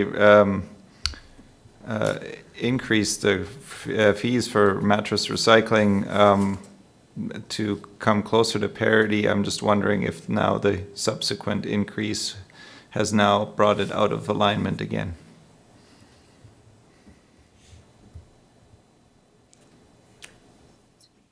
Thank you for the question. Outlined in the report answers that question, which is no, the tipping fee for mattresses no longer is full cost recovery. However, there is sufficient tipping fees from other materials that can meet that slight offset at this time. So that's what, at this point, staff is recommending. Thank you. Thank you. So, seeing no further hands, I'm going to call the question. All those in favor? Any opposed? That passes. Thank you. Then, metal container hauling and recycling services. Thank you, Chair. The purpose of this report is to seek board approval to extend the existing contract with Salish Environmental Group Incorporated for metal container transportation and recycling services. As the contract value is above $100,000, an extension requires board approval. And thank you, and staff are available to answer any questions. Thank you. Not seeing questions live or otherwise. Director Seegers? I'll move the recommendations as on page 70. Thank you. And that's seconded. Thank you very much. All in favor? Any opposed? Thank you. That passes. Thank you, Ms. Cooper. Then we get to one of the highlights of our day. Not quite as exciting as the emergency report, but the Q3 report. Over to Mr. Rosenboom. Thank you very much for your introduction to this report and how exciting it is, because I think there's a lot of exciting work being done by the department, and there's a lot on the go, a lot of different variety of items. The report also outlines that some projects are just going slower than we would like to due to drought during the summer. We're seeing now most likely another impact as a result of the recent storm events. But I think overall things are progressing well. So as you can see, one of the projects that's currently on the way that's going slower than anticipated is the Chester Road water main replacement project. The soil we are encountering is way more difficult to work with than we expected. And as a result, we had to postpone the work that we planned to do already at this point in time on Henry Road to next year. Other projects that are currently underway is the completion of the design for an emergency repair at the Sanssouci Bridge that we encountered in July that we really needed to do a replacement there. So that work is also on the way. In terms of the Church Road wellfield development, final information from our side earlier this week was submitted to the ministry. And I will confirm tomorrow with the ministry to what extent any of the staff involved in the review of the application might have been diverted to work on some flood mitigation in the Fraser Valley. So more to come on that if that has been the case.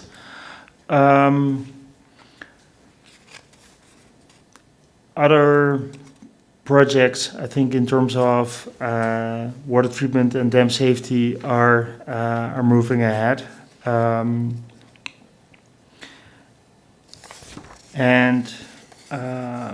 just flowing through this.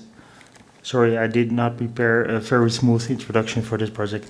What I want to indicate is that staff, I mentioned it earlier, staff are currently finalizing our plan for public engagement on water supply in upcoming months.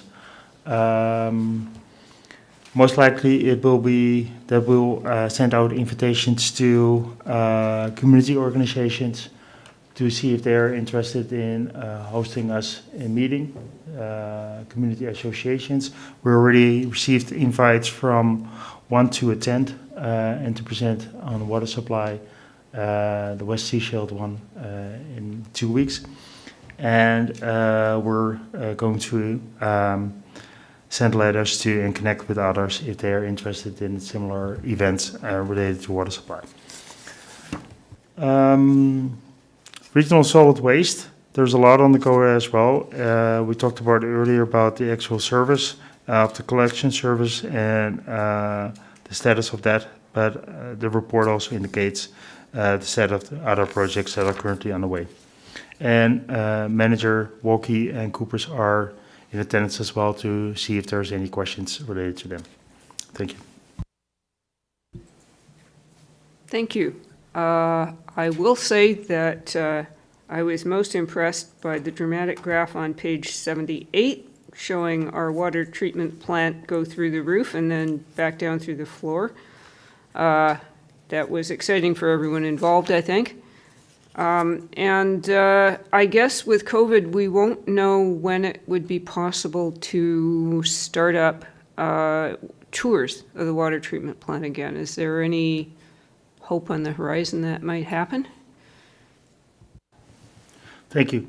Not very soon, but we are looking had options to do a virtual tour. Thank you. That would be great. Director Ties. I want to highlight on page 84 the amazing result our food waste collection has had. It looks like we'll be almost down to half of previous years for SCRD residential curbside garbage. And District of Sechelt is down as well. So I just want to point that one out. And then on page 85, the recycling tonnage is up.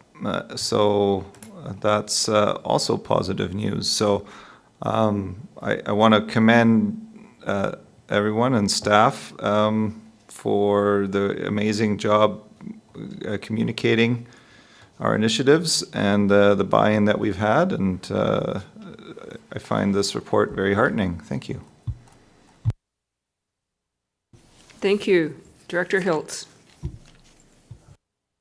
Thanks, Chair. The question is about particularly the Church Road project as it moves along. It's a significant project, probably the most significant project that's happened in Grantham's Landing since Grantham's Landing was built, actually. Lots of changes, power lines, roads changes. So where will the public get their information, particularly the affected neighborhood, most dramatically the Granthams? So where is that tying into the tender, and when will they find out about how it's going to affect them on a daily basis? Thank you for the question. The moment we have any idea about when any of the work will start, we'll immediately connect with them. We'll try to see if we can do as much in person as possible, if required outside, multiple events, maybe some for the Reed Road neighbors and some for the people in Elverson, because the impacts are definitely different there. Thank you so much.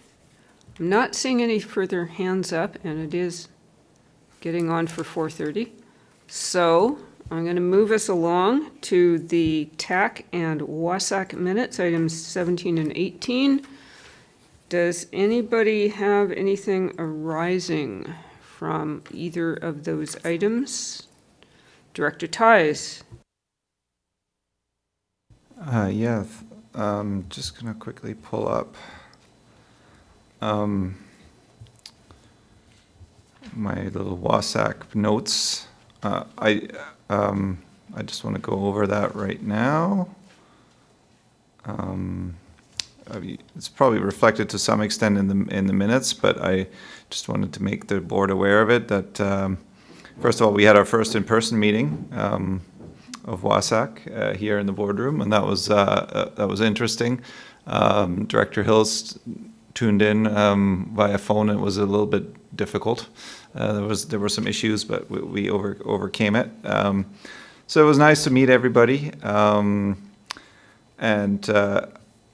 WASAC debated the benefits of having the treated effluent water exiting the Sechelt treatment plant being pumped back into Chapman Creek, and with a key item being there that would be inserted into the creek below the intake to our water treatment plant. So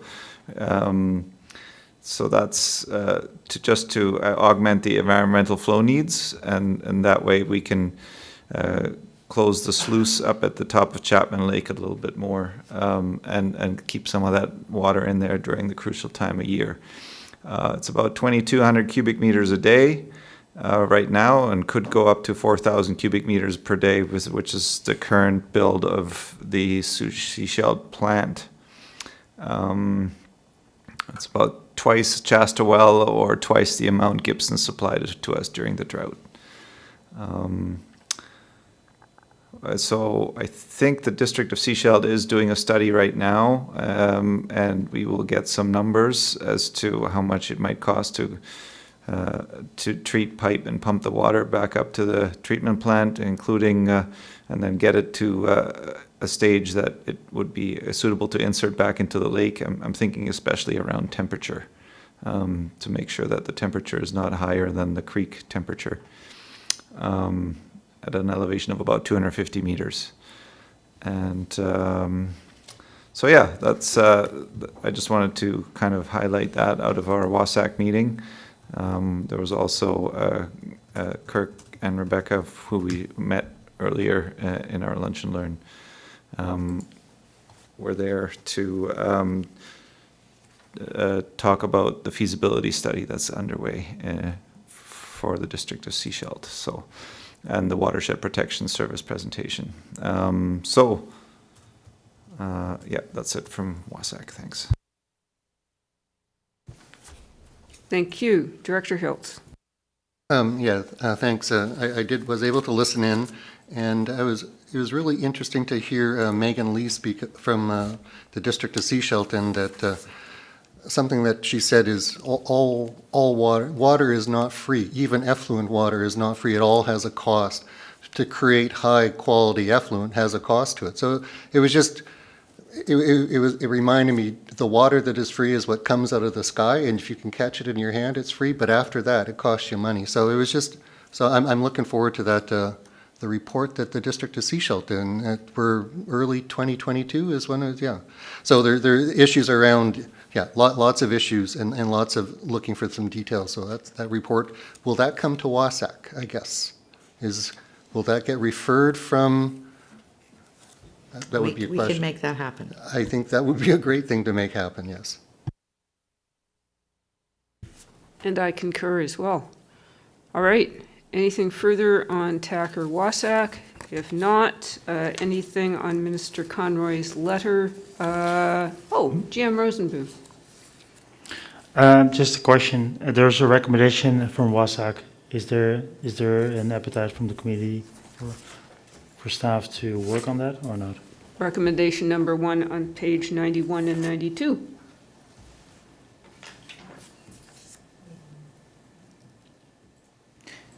Maybe I can provide a bit of background. Certainly. The thinking behind this recommendation from WASAC was that it's within the towns, within the District of Sechelt's responsibility, if this option would be feasible to deliver the water to the intake, and it's only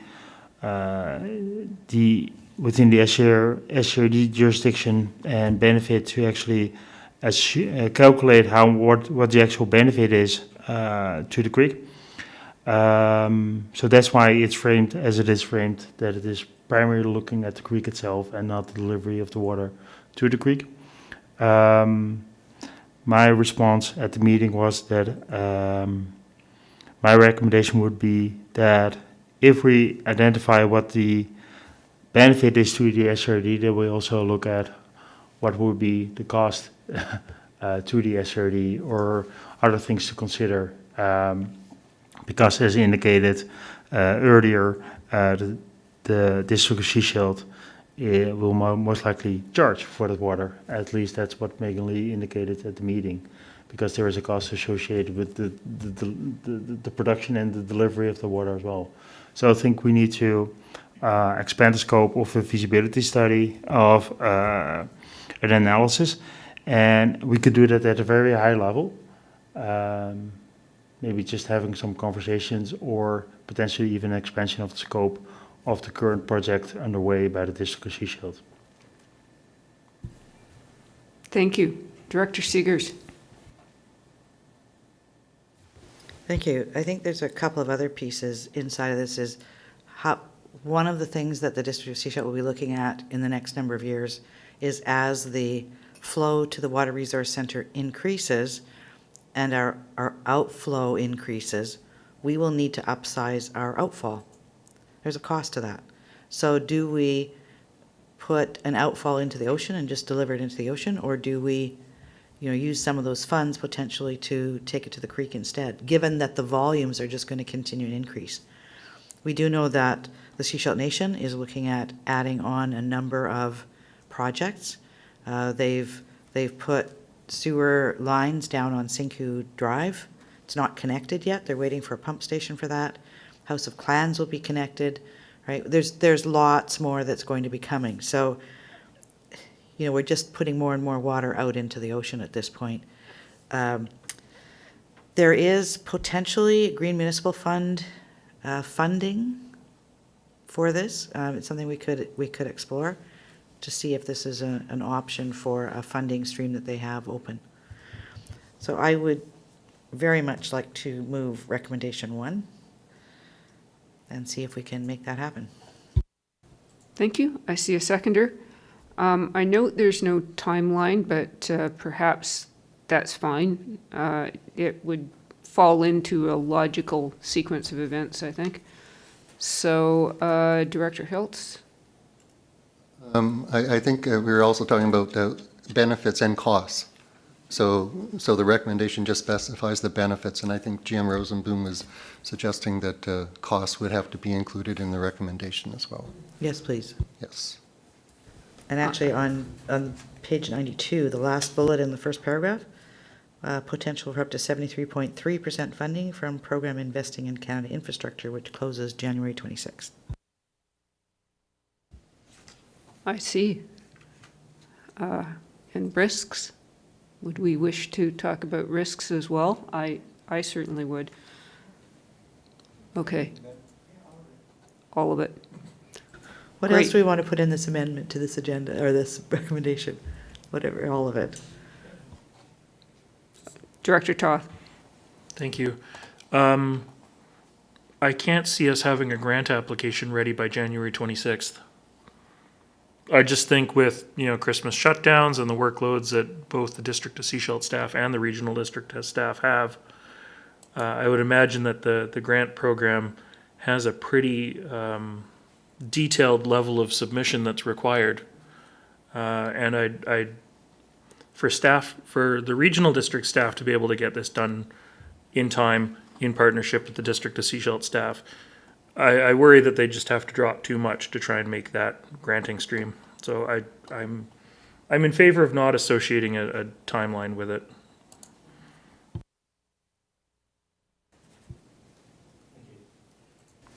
Thank you, Chair. I think indeed that having a decision by both council and the district council and district Sechelt board by that date on a preferred option is highly unlikely. However, I think in general there's a benefit of any outcome of this feasibility study, any of the options. There are currently by the district Sechelt 3 options staff. The staff project currently has 3 options, even these 4 options. Any of the options would be a benefit to the SRD, because if reclaimed water would be used for irrigation purposes and would offset current use of treated water, that's also a benefit to the SRD. So I see this as a project that is beneficial regardless of the outcome, as long as something is implemented. Thank you. We have a motion on the floor. I believe it was seconded. All in favor? Good. Any opposed? Nope. Good. We're done that. The next item is communications. Does anybody wish to speak to the letter from Minister Conroy? And if not, we go to new business, of which we have none that I'm aware, and to in camera, which we also don't have. So can we go to adjournment? Motion to adjourn? Oh, everybody seconded it. All in favor? Me too. Okay, do we have any questions from the empty gallery or anyone else? Not seeing any. I think that's it, and we need to go off live stream. We're just going to have a short conversation.